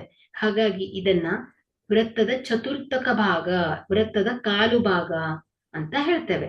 ಸೊ ಇಲ್ಲಿ ಕೆಲವೊಂದು ಸಂದರ್ಭದಲ್ಲಿ ಪ್ರಶ್ನೆಗಳಲ್ಲಿ ಲಂಬ ಕೋನವನ್ನು ಉಂಟು ಮಾಡುತ್ತದೆ ಅನ್ನೋ ಬದಲಿ ಚತುರ್ಥಕ ಭಾಗ ಅಂತ ಕೂಡ ಹೇಳ್ತಾ ಇರ್ತಾರೆ. ಓಕೆ, ಸೊ ಹಾಗಾದ್ರೆ ಇಲ್ಲಿ ತೀಟಾ ಏನಾಯ್ತು ಮಕ್ಕಳೇ, 90 ಡಿಗ್ರಿ ಆಯ್ತು.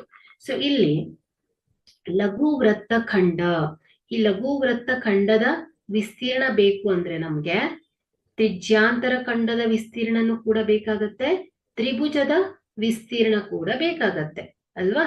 ತ್ರಿಭುಜದ ವಿಸ್ತೀರ್ಣ ಕೂಡ ಬೇಕು. ಯಾಕೆ ಹೇಳಿ, ಈ ವೃತ್ತಖಂಡದ ವಿಸ್ತೀರ್ಣ ಅಂದ್ರೆ ಏನಾಗತ್ತೆ, ತ್ರಿಜ್ಯಾಂತರ ಖಂಡದ ವಿಸ್ತೀರ್ಣ ಮೈನಸ್ ಈ ಒಂದು ತ್ರಿಭುಜದ ವಿಸ್ತೀರ್ಣ. ಆಗ ನಮ್ಗೇನ್ ಸಿಗತ್ತೆ? ವೃತ್ತಖಂಡದ ವಿಸ್ತೀರ್ಣ ಸಿಗತ್ತೆ. ಹಾಗಾಗಿ ನಾವೇನ್ ಮಾಡೋಣ, ಇಲ್ಲಿ ಮೊದಲನೇದಾಗಿ ತ್ರಿಭುಜದ ವಿಸ್ತೀರ್ಣವನ್ನ ನೋಡೋಣ. ಸೊ ಇಲ್ಲಿ ತ್ರಿಭುಜದ ವಿಸ್ತೀರ್ಣ, ತ್ರಿಭುಜದ ವಿಸ್ತೀರ್ಣದ ಸೂತ್ರ. ಇಲ್ಲಿ ತ್ರಿಭುಜ AOB ಅಲ್ವಾ? ಸೊ AOB ತ್ರಿಭುಜದ ವಿಸ್ತೀರ್ಣ ಬರೋಬ್ಬರಿ ಏನಾಗತ್ತೆ? ಅರ್ಧ ಗುಣಿಸು ಪಾದ ಗುಣಿಸು ಎತ್ತರ ಅಲ್ವಾ? ತ್ರಿಭುಜದ ವಿಸ್ತೀರ್ಣ. ನೀವು ಹಿಂದೆ ಕಲ್ತಿರೋ ಎಲ್ಲ ಅಂಶಗಳು ಕೂಡ ಈ ತರಗತಿಯಲ್ಲೇ ಹೆಲ್ಪ್ ಆಗುತ್ತೆ. ಯಾವ್ದಾವ್ದೋ ಒಂದು ಸಮಸ್ಯೆಗಳನ್ನ ಬಿಡಿಸ್ಲಿಕ್ಕೆ ಸಹಾಯಕವಾಗತ್ತೆ. ಹಾಗಾಗಿ ಯಾವುದೇ ಒಂದು ಪ್ರಾಪರ್ಟೀಸ್ ಗಳನ್ನಾಗ್ಲಿ, ಯಾವುದೇ ಒಂದು ಕಾನ್ಸೆಪ್ಟ್ ಗಳನ್ನ ನೀವು ಮರಿಬಾರ್ದು. ಓಕೆ, ಸೊ ಇಲ್ಲಿ ನೋಡಿ, ಅರ್ಧ ಗುಣಿಸು ಪಾದ. ನೋಡಿ, ಇದು ತ್ರಿಭುಜ AOB ಒಂದು ಲಂಬಕೋನ ತ್ರಿಭುಜವಾದ್ರೆ AO ಏನಾಗತ್ತೆ ಮಕ್ಕಳೇ? ಈ ಒಂದು ವೃತ್ತದ ಪಾದ. OB ಏನಾಗತ್ತೆ ಮಕ್ಕಳೇ? ಈ ಒಂದು ವೃತ್ತದ ತ್ರಿಭುಜದ ಎತ್ತರ ಆಗತ್ತೆ ಅಲ್ವಾ? ಹಾಗಾದ್ರೆ ಇಲ್ಲಿ AO ಪಾದ ಗುಣಿಸು OB ಏನಾಗತ್ತೆ ಮಕ್ಕಳೇ? ಈ ಒಂದು ತ್ರಿಭುಜದ ಎತ್ತರ. ಅರ್ಧ ಗುಣಿಸು ಇಲ್ಲಿ AO ನ ಅಳತೆ ಏನು ಹೇಳಿ? ಈ ವೃತ್ತದ ತ್ರಿಜ್ಯ. OB ಕೂಡ ಏನಾಗತ್ತೆ? ಈ ವೃತ್ತದ ತ್ರಿಜ್ಯ. ಹಾಗಾಗಿ ಇಲ್ಲಿ AO ಅನ್ನ 10 ಸೆಂಟಿಮೀಟರ್ ಆದ್ರೆ OB ಕೂಡ ಏನಾಗತ್ತೆ? 10 ಸೆಂಟಿಮೀಟರ್ ಆಗತ್ತೆ. 2 ಬಂದ್ಲೆ 2, 2 5 10. ಸೊ ಇದೇನಾಯ್ತು? 50 ಸೆಂಟಿಮೀಟರ್ ಸ್ಕ್ವೇರ್ ಆಯ್ತು. ಸೊ ಇದೇನಾಯ್ತು? ತ್ರಿಭುಜ AOBಯ ವಿಸ್ತೀರ್ಣ. ನಾವೀಗ ಏನ್ ಮಾಡೋಣ? ತ್ರಿಜ್ಯಾಂತರ, ಈ ಲಘು ತ್ರಿಜ್ಯಾಂತರ ಖಂಡದ ವಿಸ್ತೀರ್ಣವನ್ನ ನೋಡೋಣ. ಲಘು ತ್ರಿಜ್ಯಾಂತರ ಖಂಡದ ವಿಸ್ತೀರ್ಣ. ಇಲ್ಲಿ ತ್ರಿಜ್ಯಾಂತರ ಖಂಡದ ವಿಸ್ತೀರ್ಣದ ಸೂತ್ರ ಏನ್ ಹೇಳಿ? ಥೀಟಾ ಭಾಗಿಲೆ 360 ವಿಸ್ತೀರ್ಣ ಗುಣಿಸು ಏನಾಗತ್ತೆ ಹೇಳಿ? R ಸ್ಕ್ವೇರ್ ಆಗತ್ತೆ ಅಲ್ವಾ?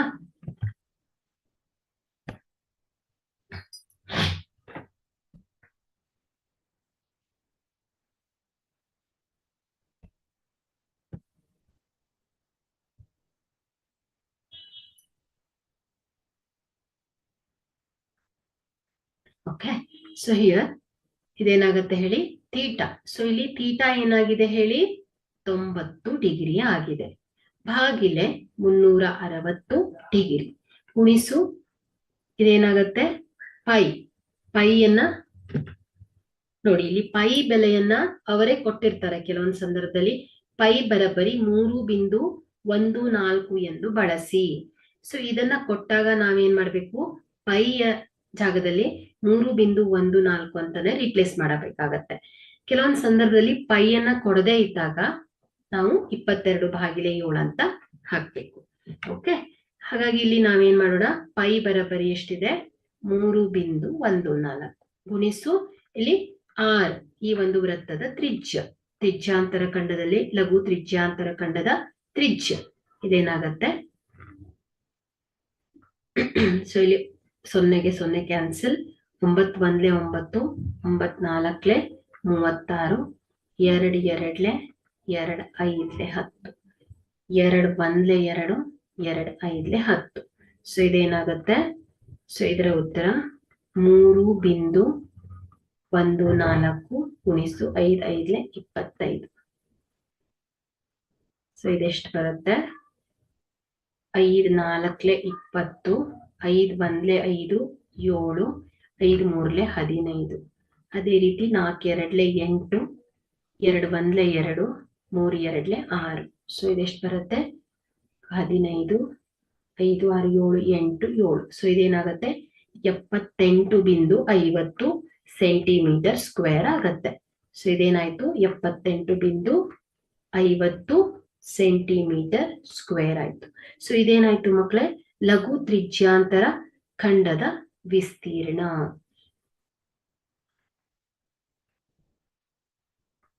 ಲಘು ತ್ರಿಜ್ಯಾಂತರ ಖಂಡದ ವಿಸ್ತೀರ್ಣ ಆಯ್ತು.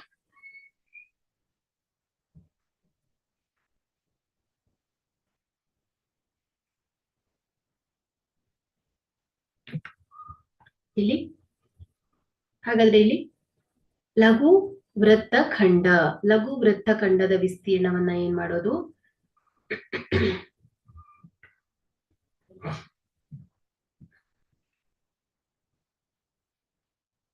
ಲಘು ವೃತ್ತ ಖಂಡದ ವಿಸ್ತೀರ್ಣ. ಲಘು ವೃತ್ತಖಂಡದ ವಿಸ್ತೀರ್ಣ ಏನಾಗತ್ತೆ, ತ್ರಿಜ್ಯಾಂತರ ಖಂಡದ, ಲಘು ತ್ರಿಜ್ಯಾಂತರ ಖಂಡದ ವಿಸ್ತೀರ್ಣ, ಲಘು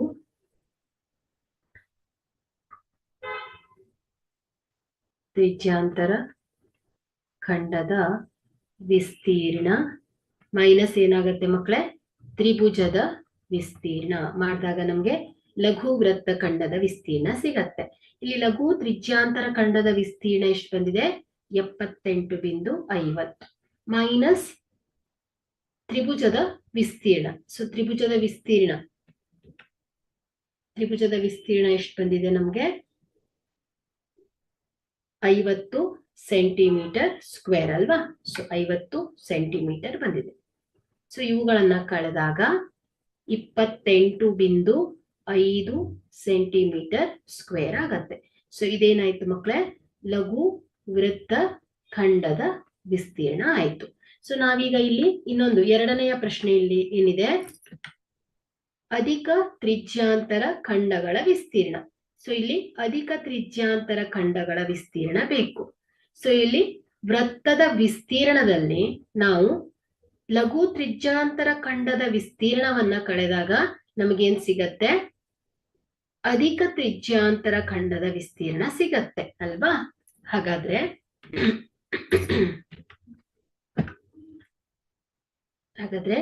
ಅಧಿಕ ತ್ರಿಜ್ಯಾಂತರ ಖಂಡದ ವಿಸ್ತೀರ್ಣ ಬರಬರಿ ಏನಿದೆ, ವೃತ್ತದ ವಿಸ್ತೀರ್ಣ.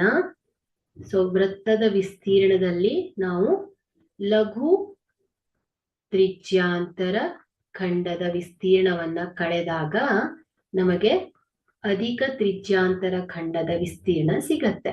ವೃತ್ತದ ವಿಸ್ತೀರ್ಣದ ಸೂತ್ರ ಏನ್ ಹೇಳತ್ತೆ, ಪೈ ಆರ್ ಸ್ಕ್ವೇರ್ ಅಲ್ವಾ. So pi R square minus ಲಘು ತ್ರಿಜ್ಯಾಂತರ ಖಂಡದ ವಿಸ್ತೀರ್ಣ, ಲಘು ತ್ರಿಜ್ಯಾಂತರ ಖಂಡದ ವಿಸ್ತೀರ್ಣ. ಸೊ ನೋಡಿ ಇಲ್ಲಿ ಪೈ ಆರ್ ಸ್ಕ್ವೇರ್. ಸೊ ಇಲ್ಲಿ ವೃತ್ತದ ವಿಸ್ತೀರ್ಣ ಬರಬರಿ ಏನಾಗಿದೆ, ಪೈ ಆರ್ ಸ್ಕ್ವೇರ್. ಸೊ ಇಲ್ಲಿ 3.14 ಗುಣಿಸು ಈ ಒಂದು ವೃತ್ತದ ತ್ರಿಜ್ಯಗಳು ಏನಿದೆ 10 ಗುಣಿಸು 10. ಸೊ ಇದೇನಾಗತ್ತೆ, 314 ಸೆಂಟಿಮೀಟರ್ ಸ್ಕ್ವೇರ್ ಆಗತ್ತೆ.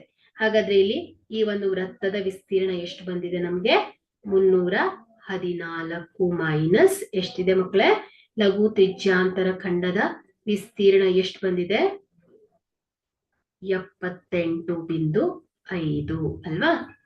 ಹಾಗಾದ್ರೆ ಇದನ್ನ ಕಳೆದಾಗ ಎಷ್ಟು ಬರುತ್ತೆ, 235.5 ಸೆಂಟಿಮೀಟರ್ ಸ್ಕ್ವೇರ್. ಸೊ ಇದೇನಾಯ್ತು ಮಕ್ಕಳೇ, ಅಧಿಕ ತ್ರಿಜ್ಯಾಂತರ ಖಂಡದ ವಿಸ್ತೀರ್ಣ.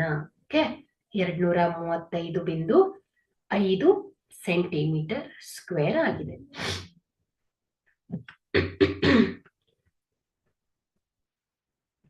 ನೋಡಿ ಮೊದಲನೇದಾಗಿ ಏನ್ ಮಾಡಿದೆ ನಾನು, ಈ ಒಂದು ಲಘು ವೃತ್ತ ಖಂಡವನ್ನ ಹೇಗೆ ಕಂಡುಹಿಡಿದೆ, ಲಘು ತ್ರಿಜ್ಯಾಂತರ ಖಂಡದ ವಿಸ್ತೀರ್ಣದಲ್ಲಿ ತ್ರಿಭುಜದ ವಿಸ್ತೀರ್ಣವನ್ನ ಕಳೆದಾಗ ನನ್ಗೇನ್ ಸಿಕ್ತು, ಲಘು ವೃತ್ತ ಖಂಡದ ವಿಸ್ತೀರ್ಣ ಸಿಕ್ತು. ಅದೇ ರೀತಿ ಅಧಿಕ ತ್ರಿಜ್ಯಾಂತರ ಖಂಡಗಳ ವಿಸ್ತೀರ್ಣ ಹೇಗ್ ದೊರಕ್ತು, ವೃತ್ತದ ವಿಸ್ತೀರ್ಣದಲ್ಲಿ ಲಘು ತ್ರಿಜ್ಯಾಂತರ ಖಂಡದ ವಿಸ್ತೀರ್ಣವನ್ನ ಕಳೆದಾಗ ನಂಗೆ ಅಧಿಕ ತ್ರಿಜ್ಯಾಂತರ ಖಂಡದ ವಿಸ್ತೀರ್ಣ ದೊರೀತು. ಓಕೆ,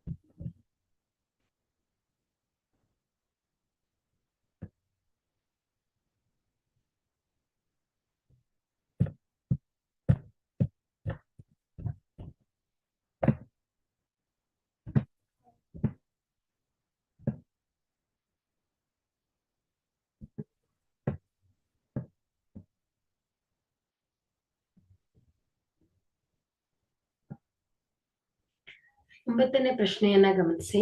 35 ಮಿಲಿಮೀಟರ್ ವ್ಯಾಸವಿರುವ ವೃತ್ತಾಕಾರದ ಪದಕವನ್ನ ಬೆಳ್ಳಿ ತಂತಿಯಿಂದ ಮಾಡಿದೆ. ತಂತಿಯ 5 ವ್ಯಾಸಗಳನ್ನ ಉಪಯೋಗಿಸಿ ವೃತ್ತವನ್ನ ಸಮನಾದ 10 ತ್ರಿಜ್ಯಾಂತರ ಖಂಡಗಳಾಗಿ ಮಾಡಿದರಂತೆ. ಚಿತ್ರ ಈ 11.9 ಗಮನಿಸಿ. ಸೊ ಇಲ್ಲಿ ನಾವು ಮೊದಲನೇದಾಗಿ ಈ ಒಂದು ಪದಕವನ್ನ ಮಾಡಲಿಕ್ಕೆ ಬೇಕಾಗಿರುವ ಬೆಳ್ಳಿಯ ತಂತಿಯ ಉದ್ದವನ್ನ ಹೇಳಬೇಕು. ಅದೇ ರೀತಿ ಎರಡನೇದಾಗಿ ಪದಕದಲ್ಲಿ ಪ್ರತಿ ತ್ರಿಜ್ಯಾಂತರ ಖಂಡದ ವಿಸ್ತೀರ್ಣವನ್ನ ಹೇಳಬೇಕು. ಇಲ್ಲಿ ಪ್ರಶ್ನೆಯನ್ನ ಅರ್ಥ ಮಾಡ್ಕೊಳ್ಳಿ. 35 ಮಿಲಿಮೀಟರ್ ವ್ಯಾಸ. ಸೊ ಇಲ್ಲಿ ಒಂದು ವೃತ್ತಾಕಾರದ ಪದಕ. ಸೊ ಇದರ ವ್ಯಾಸ ಏನಿದೆ ಹೇಳ್ತಾ ಇದ್ದಾರೆ ಅವರು 35 ಮಿಲಿಮೀಟರ್. ಸೊ ಹಾಗಾದ್ರೆ ಇಲ್ಲಿ ಈ ಒಂದು ವೃತ್ತವನ್ನ ಇದರ ಸುತ್ತಲೂ ಏನ್ ಮಾಡ್ತಾ ಇದ್ದಾರೆ ಅವರು ಬೆಳ್ಳಿಯ ತಂತಿಯಿಂದ ಮಾಡಿದ್ದಾರೆ. ಹಾಗಾದ್ರೆ ಈ ಸುತ್ತಲೂ ಈ ಒಂದು ರೌಂಡ್ ಬೆಳ್ಳಿಯ ಪದಕಕ್ಕೆ ಸುತ್ತಲೂ ಏನಿದೆ ಅಂತ ಆಯ್ತು, ಬೆಳ್ಳಿಯ ತಂತಿ ಇದೆ. ಹಾಗಾದ್ರೆ ಈ ನಾವು ಬೆಳ್ಳಿಯ ತಂತಿಯ ಉದ್ದವನ್ನ ಹೇಳಬೇಕು. ಸೊ ಹಾಗಾದ್ರೆ ಇದು ವೃತ್ತಾಕಾರ, ಇದರ ಸುತ್ತಳತೆ ಏನಾಗತ್ತೆ ಮಕ್ಕಳೇ 2πr ಅಲ್ವಾ. 2πr ಅಂದ್ರೆ ಏನಾಯ್ತು, ಈ ಒಂದು ವೃತ್ತದ ಸುತ್ತಳತೆ. ಸೊ ಅವ್ರು ಏನ್ ಹೇಳಿದಾರೆ ಇಲ್ಲಿ, ಈ ವೃತ್ತವನ್ನ ಮಾಡ್ಲಿಕ್ಕೆ ಅಂದ್ರೆ ಇದ್ರ ಸುತ್ತಲೂ ಏನ್ ಮಾಡಿದಾರೆ ಅವರು ಬೆಳ್ಳಿಯ ತಂತಿಯನ್ನ ಹಾಕಿದ್ದಾರೆ. ಅಂದ್ರೆ ನಾವು ಈ ಒಂದು ವೃತ್ತಾಕಾರದ ಪದಕಕ್ಕೆ ಬಳಸಿರುವ ಬೆಳ್ಳಿಯ ತಂತಿಯ ಉದ್ದವನ್ನ ಹೇಳ್ಬೇಕು ಅಂದ್ರೆ ಏನ್ ಹೇಳ್ಬೇಕು, ಇದರ ಸುತ್ತಳತೆ 2πr ಅಂತ ಹೇಳ್ಬೇಕು. ಆಗ ನಮ್ಗೆ ಈ ಒಂದು ವೃತ್ತಾಕಾರದ ಪದಕವನ್ನ ಮಾಡಲು ಎಷ್ಟು ಬೆಳ್ಳಿಯ ತಂತಿಯನ್ನ ಬಳಸಿದ್ದಾರೆ ಅಂತ ಹೇಳ್ಬೋದು. ಅದೇ ರೀತಿ ಮತ್ತೇನ್ ಮಾಡಿದಾರೆ ಅವರು, ಈ ವ್ಯಾಸ 35 ಮಿಲಿಮೀಟರ್ ವ್ಯಾಸವನ್ನ ಬಳಸಿ ಈ ಒಂದು ವ್ಯಾಸವನ್ನ ಅಂದ್ರೆ ಈ ವ್ಯಾಸವನ್ನ ಬಳಸ್ಕೊಂಡು ಏನ್ ಮಾಡಿದಾರೆ ಅವರು ವೃತ್ತವನ್ನ ಸಮನಾಗಿ 10 ತ್ರಿಜ್ಯಾಂತರ ಖಂಡಗಳನ್ನಾಗಿ ವಿಭಾಗಿಸ್ತಾರೆ. ಅಂದ್ರೆ ಏನಾಯ್ತು, ಇಲ್ಲೊಂದು ತಂತಿಯನ್ನ ಹಾಕಿದ್ದಾರೆ ಈ ರೀತಿ ವ್ಯಾಸವನ್ನಾಗಿ, ಅದೇ ರೀತಿ ಇನ್ನೊಂದು ತಂತಿಯನ್ನ ಹಾಕಿದ್ದಾರೆ. 2 ಆಯ್ತು, 3 ಆಯ್ತು, 4 ಆಯ್ತು, 5 ಆಯ್ತು. ಸೊ 5 ತಂತಿಯನ್ನ ಬಳಸಿ ಸೊ ಇದನ್ನ ಏನ್ ಮಾಡಿದ್ದಾರೆ 10 ಭಾಗಗಳನ್ನಾಗಿ ವಿಭಾಗಿಸಿದ್ದಾರೆ. ಹಾಗಾದ್ರೆ ಪ್ರತಿಯೊಂದು ಭಾಗಗಳು ಯಾವ ರೀತಿ ಇದೆ ಮಕ್ಕಳೇ, ತ್ರಿಜ್ಯಾಂತರ ಖಂಡದಲ್ಲಿ ಇದೆ. ಇಲ್ಲಿ ಪ್ರತಿ ಭಾಗಗಳು ಏನಾಗಿದೆ ಹೇಳಿ, ಸಮನಾಗಿದೆ. ಅಂದ್ರೆ ಏನಾಯ್ತು, ಇಲ್ಲಿ ಎಲ್ಲಾ ಕೋನಗಳ ಅಳತೆ ಏನಾಯ್ತು ಮಕ್ಕಳೇ, ಸಮನಾಯ್ತು. ಹಾಗಾದ್ರೆ ಈ ತ್ರಿಜ್ಯಾಂತರ ಖಂಡದ ಅಳತೆಯನ್ನ ಕೂಡ ನಾವು ಹೇಳ್ಬೇಕು. ಮೊದಲನೇದಾಗಿ ಏನ್ ಮಾಡೋಣ, ಪ್ರತಿ ತ್ರಿಜ್ಯಾಂತರ ಖಂಡವು ಹೊಂದಿರುವ ಕೋನದ ಅಳತೆಯನ್ನ ಹೇಳೋಣ. ನಿಮ್ಗೇನ್ ಗೊತ್ತಿದೆ, ವೃತ್ತ ಕೇಂದ್ರದಲ್ಲಿ 360 ಡಿಗ್ರಿ ಕೋನವನ್ನ ಉಂಟು ಮಾಡತ್ತೆ. ಹಾಗಾದ್ರೆ ಇಲ್ಲಿ ಪ್ರತಿ ಕೋನದ ಅಳತೆಯನ್ನ ಹೇಳ್ಬೋದು. ಹೇಗೆ, ಕೇಂದ್ರೀಯ ಕೋನ ಎಷ್ಟಿರುತ್ತೆ ಮಕ್ಕಳೇ, ಈ ಒಂದು ವೃತ್ತದಲ್ಲಿ 360 ಡಿಗ್ರಿ ಇರುತ್ತೆ. ಸೊ ಇದನ್ನ ಈ ವ್ಯಾಸದ ಸಹಾಯದಿಂದ ಇದನ್ನ 5 ಭಾಗಗಳನ್ನಾಗಿ ವಿಭಾಗಿಸ್ತಾರೆ. ಅಂದ್ರೆ ಎಷ್ಟಾಯ್ತು, 5 ವ್ಯಾಸಗಳನ್ನ ಉಪಯೋಗಿಸ್ಕೊಂಡು ಈ ವೃತ್ತವನ್ನ 10 ಭಾಗಗಳನ್ನಾಗಿ ವಿಭಾಗಿಸ್ತಾರೆ. ಅಂದಾಗ ಏನಾಗತ್ತೆ, 360 ಭಾಗಿಲೆ 10. ಸೊ ಹಾಗಾದ್ರೆ ಇದು 0 0 ಕ್ಯಾನ್ಸಲ್ ಆದ್ರೆ 36 ಡಿಗ್ರಿ. ಹಾಗಾದ್ರೆ ಇಲ್ಲಿ ಪ್ರತಿ ಒಂದು ತ್ರಿಜ್ಯಾಂತರ ಖಂಡದಲ್ಲಿ ಈ ಕೋನದ ಅಳತೆ ಏನಾಗಿರುತ್ತೆ? 36 ಡಿಗ್ರಿ ಆಗಿರುತ್ತೆ. ಓಕೆ, ಈ 10 ತ್ರಿಜ್ಯಾಂತರ ಖಂಡದಲ್ಲಿ ಪ್ರತಿ ತ್ರಿಜ್ಯಾಂತರ ಖಂಡದ ಕೋನದ ಅಳತೆ ಎಷ್ಟಿರುತ್ತೆ ಮಕ್ಕಳೇ? 36 ಡಿಗ್ರಿ ಆಗಿರುತ್ತೆ. ಸೊ ಈಗ ನಾವೇನ್ ಮಾಡೋಣ, ಈ ಒಂದು ತಂತಿಯ ಒಟ್ಟು ಉದ್ದವನ್ನ ಹೇಳೋಣ. ತಂತಿಯ ಒಟ್ಟು ಉದ್ದ. ಸೊ ಇಲ್ಲಿ ಇದರ ಸುತ್ತಲೂ ಕೂಡ ತಂತಿ. ಸೊ ಇದು ತಂತಿಯಿಂದ ಆವೃತವಾಗಿದೆ. ಅದೇ ರೀತಿ ವ್ಯಾಸ, ಸೊ ಇದನ್ನು ತಂತಿಯಿಂದ ಆವೃತವಾಗಿದೆ. ಅದೇ ರೀತಿ 5 ವ್ಯಾಸವನ್ನ ಬಳಸ್ಕೊಂಡು 10 ಭಾಗಗಳನ್ನಾಗಿ ವಿಂಗಡಿಸಿದ್ದಾರೆ. ಸೊ ಇವುಗಳು, ಈ ವ್ಯಾಸ ಅಂದ್ರೆ ಏನ್ ಹೇಳಿ ಮಕ್ಳೇ? ತಂತಿ. ಸೊ ಇದನ್ನ ಬಳಸಿದ್ದಾರೆ ಅವರು, ತಂತಿಯನ್ನ ಬಳಸ್ಕೊಂಡು ಇದನ್ನ ಡಿವೈಡ್ ಮಾಡಿದ್ದಾರೆ. ಹಾಗಾದ್ರೆ ತಂತಿಯ ಒಟ್ಟು ಉದ್ದ ಏನಾಗತ್ತೆ ಹೇಳಿ? ಪರಿಧಿ ಅಂದ್ರೆ ಏನಾಯ್ತು? ಪರಿಧಿ ಅಧಿಕ್ ಏನಾಗತ್ತೆ? 5 ವ್ಯಾಸಗಳು. ಸೊ ಇದನ್ನ ಕೂಡಿದಾಗ ನಮ್ಗೆ ಏನ ಸಿಗತ್ತೆ? ಈ ಒಂದು ತಂತಿಯ ಒಟ್ಟು ಉದ್ದ ಸಿಗತ್ತೆ. ಸೊ ಇಲ್ಲಿ ಪರಿಧಿ ಅಂದ್ರೆ ಏನಾಯ್ತು? ವೃತ್ತದ ಸುತ್ತಳತೆ. ಸೊ ಇದೇನ್ ಬರುತ್ತೆ? 2πr ಅಧಿಕ್ 5 ವ್ಯಾಸಗಳು. ಸೊ ಇಲ್ಲಿ ವ್ಯಾಸ ಏನ್ ಕೊಟ್ಟಿದ್ದಾರೆ ಅವರು? 35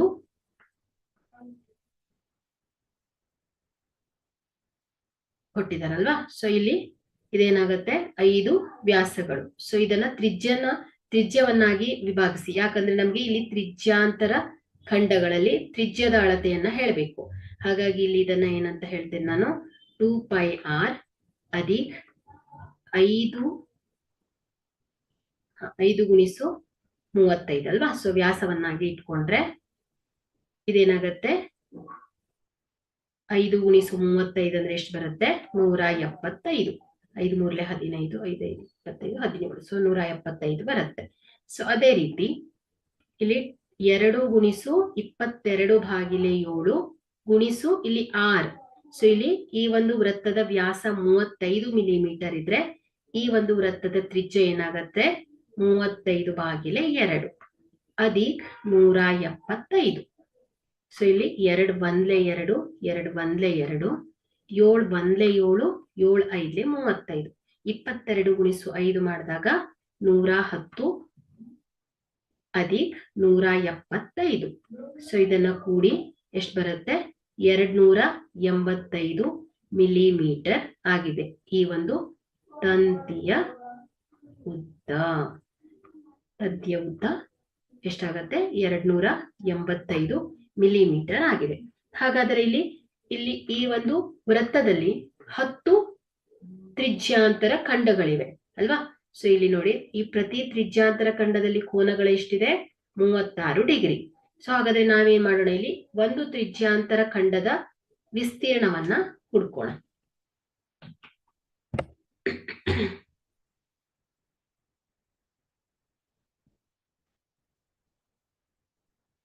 ಪ್ರತಿ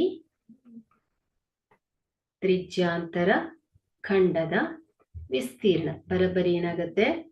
θ/360 ಗುಣಿಸು πr². ಸೊ ಇಲ್ಲಿ ನೋಡಿ, ಥೀಟಾ ಏನಿದೆ? 36/360 ಡಿಗ್ರಿ ಗುಣಿಸು 22/7 ಗುಣಿಸು 35/2 ಗುಣಿಸು 35/2. ಸೊ ಇಲ್ಲಿ ವ್ಯಾಸ 35 ಮಿಲಿಮೀಟರ್ ಆದ್ರೆ ಇದರ ತ್ರಿಜ್ಯ ಏನಾಗುತ್ತೆ? ವ್ಯಾಸದ ಅರ್ಧದಷ್ಟು ಇರುತ್ತೆ. ಸೊ ಇಲ್ಲಿ ನೋಡಿ, 36 1 36, 36 10 360. ಅದೇ ರೀತಿ ಇದೇನಾಗತ್ತೆ? 7 1 7, 7 5 35, 5 1 5, 5 2 10. ಅದೇ ರೀತಿ 2 1 2, 2 11. ಮತ್ತೇನಾಗುತ್ತೆ? ಸೊ ಇದೇನಾಗುತ್ತೆ? 11 ಗುಣಿಸು 35 ಎಷ್ಟು ಬರುತ್ತೆ? 5 3 15, 385/4. ಅಲ್ವಾ? ಸೊ 35 ಗುಣಿಸು 11 55, 11 ಮೂರಲೆ 33,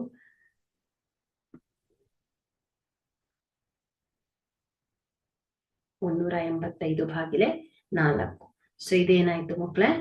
ತ್ರಿಜ್ಯಾಂತರ, ಪ್ರತಿ ತ್ರಿಜ್ಯಾಂತರ ಖಂಡದ ವಿಸ್ತೀರ್ಣ. ಪ್ರತಿ ತ್ರಿಜ್ಯಾಂತರ ಖಂಡದ ವಿಸ್ತೀರ್ಣ ಆಗತ್ತೆ 385 ಭಾಗಿಲೆ 4 ಮಿಲಿಮೀಟರ್ ಸ್ಕ್ವೇರ್ ಆಗಿದೆ.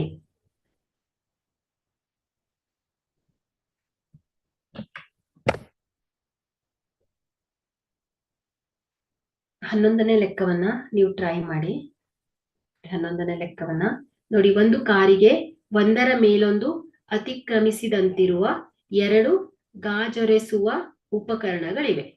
ಪ್ರತಿಯೊಂದು, ಇಲ್ಲಿ ಚಿತ್ರಣವನ್ನ ಬಿಡಿಸ್ತೇನೆ.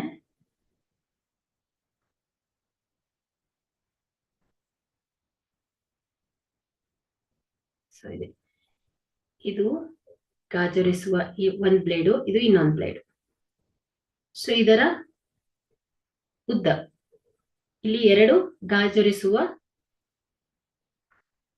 ಉಪಕರಣ. ಸೊ ಇದೇನಾಗ್ತಾ ಇದೆ? ಒಂದರ ಮೇಲೆ ಒಂದು ಅತಿಕ್ರಮಿಸಿದಂತಿದೆ. ಸೊ ಈ ಗಾಜೊರೆಸುವ ಉಪಕರಣದ ಉದ್ದ ಏನಾಗಿದೆ? 25 ಸೆಂಟಿಮೀಟರ್. 25 ಸೆಂಟಿಮೀಟರ್. ಸೊ ಇಲ್ಲಿ ಈ 2 ಗಾಜೊರೆಸುವ ಉಪಕರಣಗಳು ಏನ್ ಮಾಡ್ತಾ ಇದೆ? 115 ಡಿಗ್ರಿ ಕೋನವನ್ನ ಉಂಟು ಮಾಡುತ್ತಿದೆ. ಹಾಗಾದ್ರೆ ಇಲ್ಲಿ ಈ ಬ್ಲೇಡುಗಳು ಒಂದು ಬಾರಿ ಜಾರಿದಾಗ ಸ್ವಚ್ಛಗೊಳಿಸುವ ಭಾಗದ ವಿಸ್ತೀರ್ಣವನ್ನ ಕಂಡು ಹಿಡಿಯಿರಿ. ನೋಡಿ, ಇಲ್ಲಿ ಈ ಬ್ಲೇಡು, ಇಲ್ಲಿ ಎ ಮತ್ತು ಬಿ ಅಂತ ಗುರುತಿಸಿದ್ರೆ, ಎ ಬ್ಲೇಡು ಒಂದು ಬಾರಿ ಈ ಕಡೆ ಬಿ ಸೈಡ್ ಹೋದಾಗ ಏನಾಗುತ್ತೆ?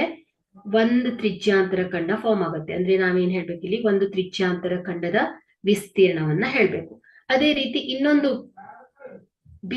ಬಿ ಗಾಜೊರೆಸುವ ಬ್ಲೇಡು ಎ ಸೈಡ್ ಹೋದಾಗ ಒಂದು ತ್ರಿಜ್ಯಾಂತರ ಖಂಡದ ವಿಸ್ತೀರ್ಣವನ್ನ ಕಂಪ್ಲೀಟ್ ಮಾಡತ್ತೆ. ಹಾಗಾದ್ರೆ ನಾವಿಲ್ಲಿ 2 ತ್ರಿಜ್ಯಾಂತರ ಖಂಡದ ವಿಸ್ತೀರ್ಣಗಳನ್ನ ಕೂಡಿದಾಗ ನಮ್ಗೇನ್ ಸಿಗತ್ತೆ? ಈ ಒಂದು ಬ್ಲೇಡುಗಳು ಜಾರಿದಾಗ ಸ್ವಚ್ಛಗೊಳಿಸಿದ ಭಾಗದ ವಿಸ್ತೀರ್ಣ ದೊರಕತ್ತೆ. ಹಾಗಾಗಿ ಇಲ್ಲಿ ತೀಟಾ ಕೂಡ ಗೊತ್ತಿದೆ ನಿಮ್ಗೆ, ಎಷ್ಟು? 115 ಡಿಗ್ರಿ. ಅದೇ ರೀತಿ ಆರ್, ಈ ಒಂದು ಬ್ಲೇಡಿನ ಉಪಕರಣದ ಉದ್ದ ಕೂಡ ಗೊತ್ತಿದೆ, ಎಷ್ಟು? 25 ಸೆಂಟಿಮೀಟರ್. ಹಾಗಾದ್ರೆ ನೀವಿಲ್ಲಿ ತ್ರಿಜ್ಯಾಂತರ ಖಂಡದ ವಿಸ್ತೀರ್ಣದ ಸೂತ್ರವನ್ನ ಬಳಸಿಕೊಂಡು ಈ ಒಂದು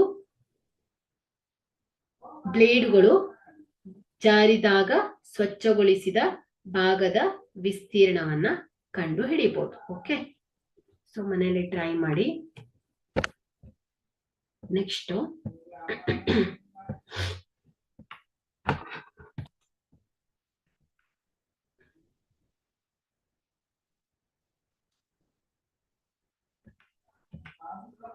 ಹದಿಮೂರನೇ ಪ್ರಶ್ನೆಯನ್ನ ಗಮನಿಸಿ. ಚಿತ್ರದಲ್ಲಿ ತೋರಿಸಿರುವಂತೆ ಒಂದು ದುಂಡು ಮೇಜಿನ ಹೊದಿಕೆಯು 6 ಸಮ ವಿನ್ಯಾಸಗಳನ್ನ ಹೊಂದಿದೆ. ಚಿತ್ರವನ್ನ ಗಮನಿಸಿ. ಸಮ ವಿನ್ಯಾಸವನ್ನ ಹೊಂದಿದೆ. ಆದರೆ ಈ ಒಂದು ತ್ರಿಜ್ಯವು 28 ಸೆಂಟಿಮೀಟರ್ ಆದರೆ ಪ್ರತಿ ಚದರ ಮೀಟರ್ಗೆ 0.35 ದರದಂತೆ ವಿನ್ಯಾಸ ಮಾಡಲು ತಗುಲುವ ಖರ್ಚು ಎಷ್ಟು ಅಂತ ಹೇಳಿದ್ದಾರೆ. ಇಲ್ಲಿ ವರ್ಗಮೂಲ 3ನ್ನ 1.7 ಅಂತ ಹೇಳ್ತಾ ಇದ್ದಾರೆ.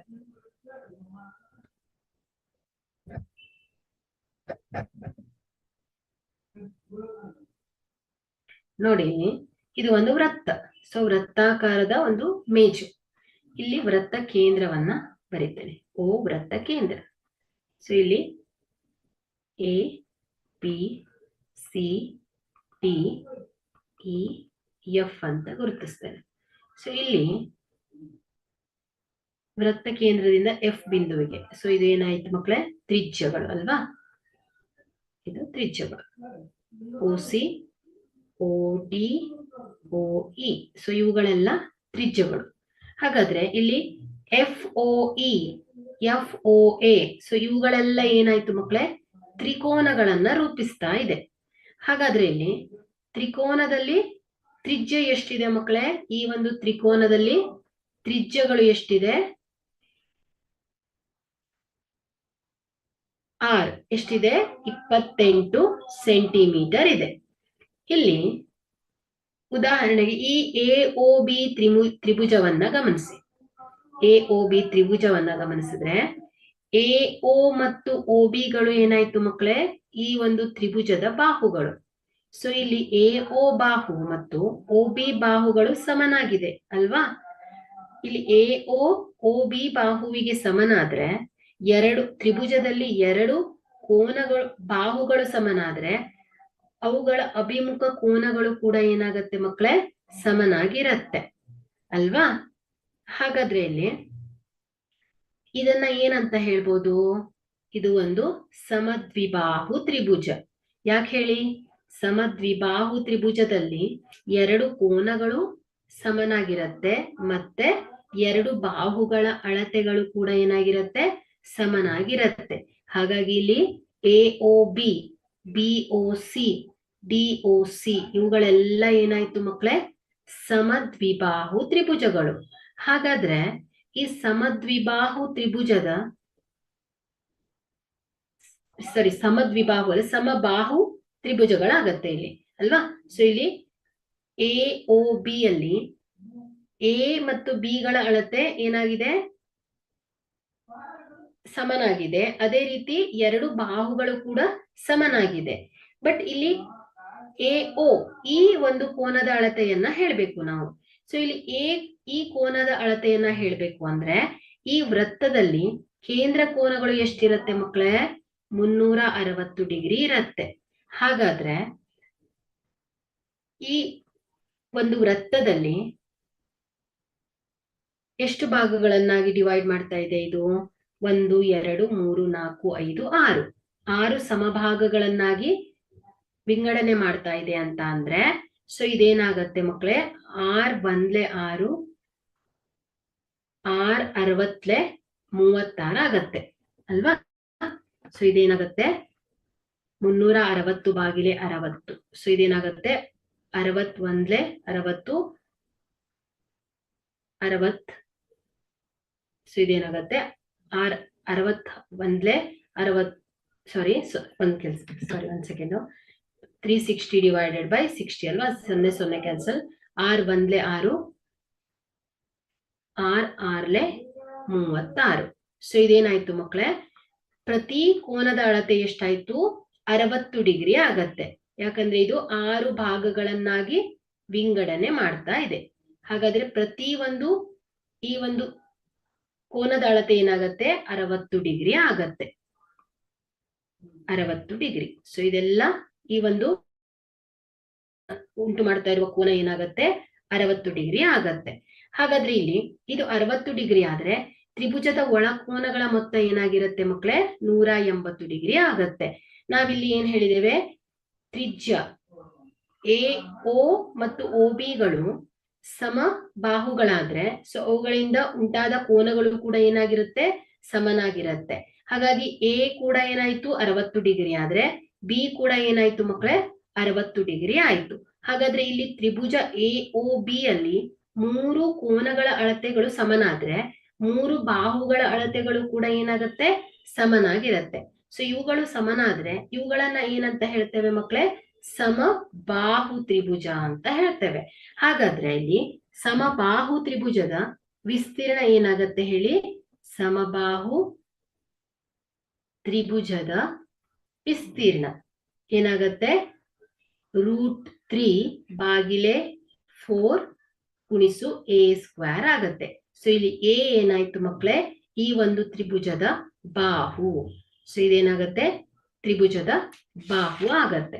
ಹಾಗಾದ್ರೆ ಇಲ್ಲಿ √3 ಬಾಗಿಲೆ 4 ಗುಣಿಸು ಬಾಹು. ಈ ಒಂದು ತ್ರಿಭುಜದಲ್ಲಿ ಬಾಹು ಎಷ್ಟಿದೆ ಮಕ್ಕಳೇ? 28 ಸೆಂಟಿಮೀಟರ್ ಇದೆ. ಹಾಗಾದ್ರೆ ಇದೇನಾಯ್ತು? 28 ಗುಣಿಸು 28. ಸೊ ಇಲ್ಲಿ 4 1 4 4 7 28 ಆಗತ್ತೆ.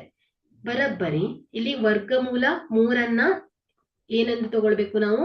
1.7 ಗುಣಿಸು 7 ಗುಣಿಸು 28.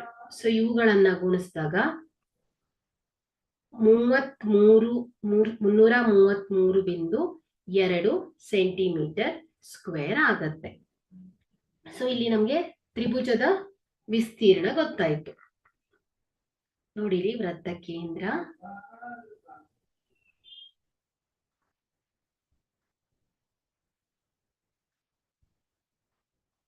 ಇದೇನ್ ಮಾಡ್ತಾ ಇದೆ, 6 ಭಾಗಗಳನ್ನಾಗಿ ವಿಂಗಡಿಸ್ತಾ ಇದೆ. ಸೊ ಇಲ್ಲಿ ತ್ರಿಭುಜ A B C D E F. So ಇಲ್ಲಿ AOB, BOC, DOC, EOB. So ಇವುಗಳೆಲ್ಲ ಸಮಬಾಹು ತ್ರಿಭುಜಗಳು. ನಾವೀಗ ಏನ್ ಮಾಡಿದ್ವಿ, ಸಮಬಾಹು ತ್ರಿಭುಜದ ವಿಸ್ತೀರ್ಣವನ್ನ ಹೇಳಿದ್ವಿ. ಸೊ ಇಲ್ಲಿ ನಾವೇನ್ ಮಾಡ್ಬೇಕೀಗ, ತ್ರಿಜ್ಯಾಂತರ ಖಂಡ. ಸೊ ನೋಡಿ ಇಲ್ಲಿ AOB. ಸೊ ಇವುಗಳೇನಾಯ್ತು ಮಕ್ಕಳೇ, ತ್ರಿಜ್ಯಾಂತರ ಖಂಡ. ಸೊ ಇದರಲ್ಲಿ ಈ R ಎಷ್ಟಿದೆ, 28 ಸೆಂಟಿಮೀಟರ್. ಆದರೆ ಈ ಕೋನದ, ಪ್ರತಿ ಕೋನದ ಅಳತೆ ಎಷ್ಟಿದೆ, 60 ಡಿಗ್ರಿ. ಹಾಗಾದ್ರೆ ಇಲ್ಲಿ ನಾವು ಈ ತ್ರಿಜ್ಯಾಂತರ ಖಂಡದ ವಿಸ್ತೀರ್ಣವನ್ನ ಬರೆದ್ರೆ ಥೀಟಾ ಭಾಗಿಲೆ 360 ಡಿಗ್ರಿ ಗುಣಿಸು πr² ಆಗತ್ತೆ. ಸೊ ಇಲ್ಲಿ ಥೀಟಾ ಏನಿದೆ, 60 ಭಾಗಿಲೆ 360 ಡಿಗ್ರಿ ಗುಣಿಸು 22/7 ಗುಣಿಸು R ಎಷ್ಟಿದೆ ಮಕ್ಕಳೇ, 28 ಗುಣಿಸು 28. ಸೊ ಇದನ್ನ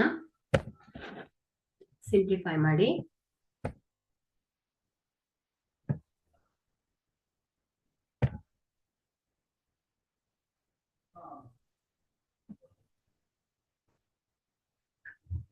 ಸೊ ಇಲ್ಲಿ ಇದೇನಾಗತ್ತೆ, 0 0 ಕ್ಯಾನ್ಸಲ್, R 1 6, R 6 36. ಸೊ ಇಲ್ಲಿ ಏನಾಗುತ್ತೆ,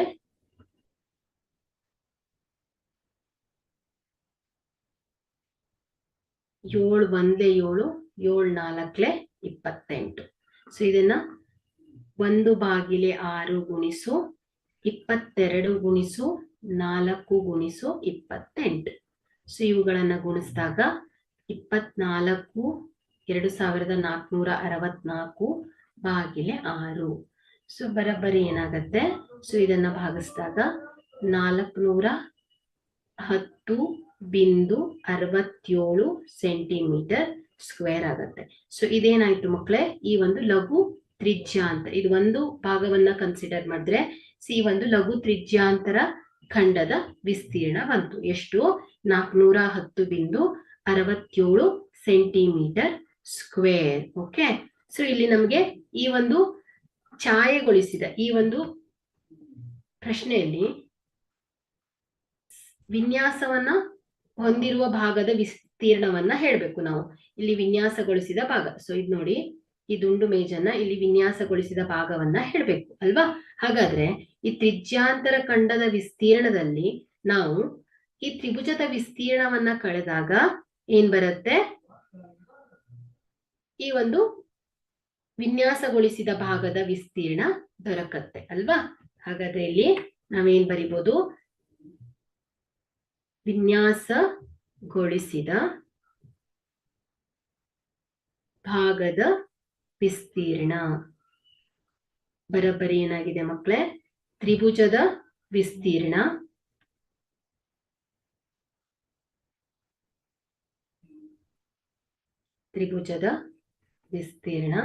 ಮೈನಸ್ ಏನಾಗತ್ತೆ ಮಕ್ಕಳೇ, ತ್ರಿಜ್ಯಾಂತರ ಖಂಡದ ವಿಸ್ತೀರ್ಣ. ಸರಿ, ತ್ರಿಜ್ಯಾಂತರ ವಿನ್ಯಾಸಗೊಳಿಸಿದ ಭಾಗದ ವಿಸ್ತೀರ್ಣ ಬರೋಬ್ಬರಿ ಏನಾಗುತ್ತೆ,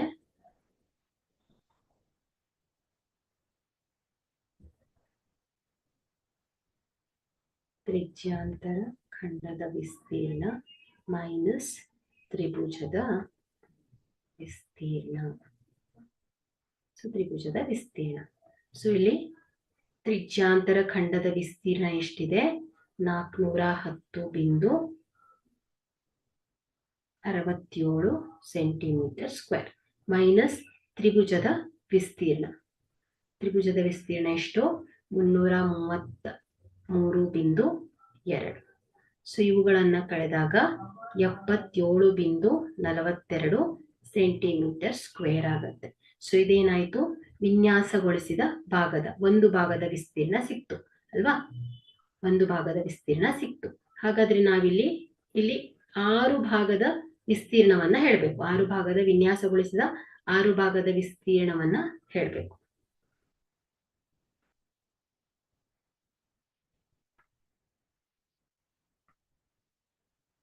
ಭಾಗದ ವಿಸ್ತೀರ್ಣ.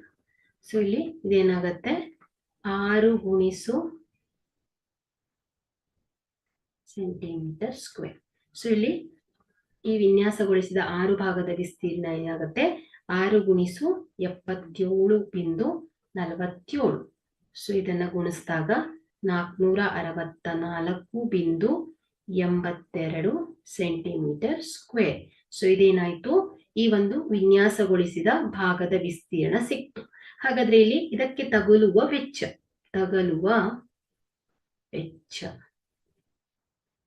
ಬರೋಬ್ಬರಿ ಏನಾಗತ್ತೆ? 464.82 ಗುಣಿಸು 0.35 ಅಲ್ವಾ? ಸೊ ಇದೇನಾಗತ್ತೆ? 162.68 ರೂಪಾಯಿ. ಸೊ ಇದೇನಾಗತ್ತೆ? ಈ ಒಂದು ವಿನ್ಯಾಸಗೊಳಿಸಿದ ಭಾಗವನ್ನ ಮಾಡ್ಲಿಕ್ಕೆ ತಗಲುವ ವೆಚ್ಚ ಆಗತ್ತೆ ಮಕ್ಕಳೇ. ಓಕೆ. ಸೊ ಇವತ್ತಿನ ಕ್ಲಾಸಲ್ಲಿ ಈ ಒಂದು ವೃತ್ತಕ್ಕೆ ಸಂಬಂಧಿಸಿದ ವಿಸ್ತೀರ್ಣಗಳ ಅಧ್ಯಾಯವನ್ನ ಕಲ್ತ್ವಿ. ಸೊ ಇವುಗಳಲ್ಲಿ ಮುಖ್ಯವಾಗಿ 2 ತ್ರಿಜ್ಯಾಂತರ ಖಂಡದ ವಿಸ್ತೀರ್ಣ ಮತ್ತು ಕಂಸದ ಉದ್ದವನ್ನ ನೋಡಿದ್ವಿ. ಹಾಗೆ ಅದಕ್ಕೆ ಸಂಬಂಧಪಟ್ಟ ಹಾಗೆ ಒಂದಿಷ್ಟು ಸಮಸ್ಯೆಗಳನ್ನ ಬಿಡಿಸಿದ್ವಿ. ಇಷ್ಟೇ. ಸೊ ಇಲ್ಲಿ ನೀವು ಬಿಟ್ಟಿರುವ ಪ್ರಶ್ನೆಗಳನ್ನ ಸಾಲ್ವ್ ಮಾಡಿ, ಅದೇ ರೀತಿ ಯಾವ್ದಾದ್ರು ಗೊತ್ತಾಗಿಲ್ಲ ಅಂದ್ರೆ ಕೇಳ್ಬೋದು. ಈ ಒಂದು ಕ್ಲಾಸಲ್ಲಿ ಯಾವ್ದಾದ್ರು ಅರ್ಥ ಆಗಿಲ್ಲ ಅಂದ್ರೆ ಕೇಳ್ಬೋದು. ಏನಾದ್ರೂ ಡೌಟ್ಸ್ ಇದ್ರೆ ಕೇಳ್ಬೋದು. I will give 5 minutes time.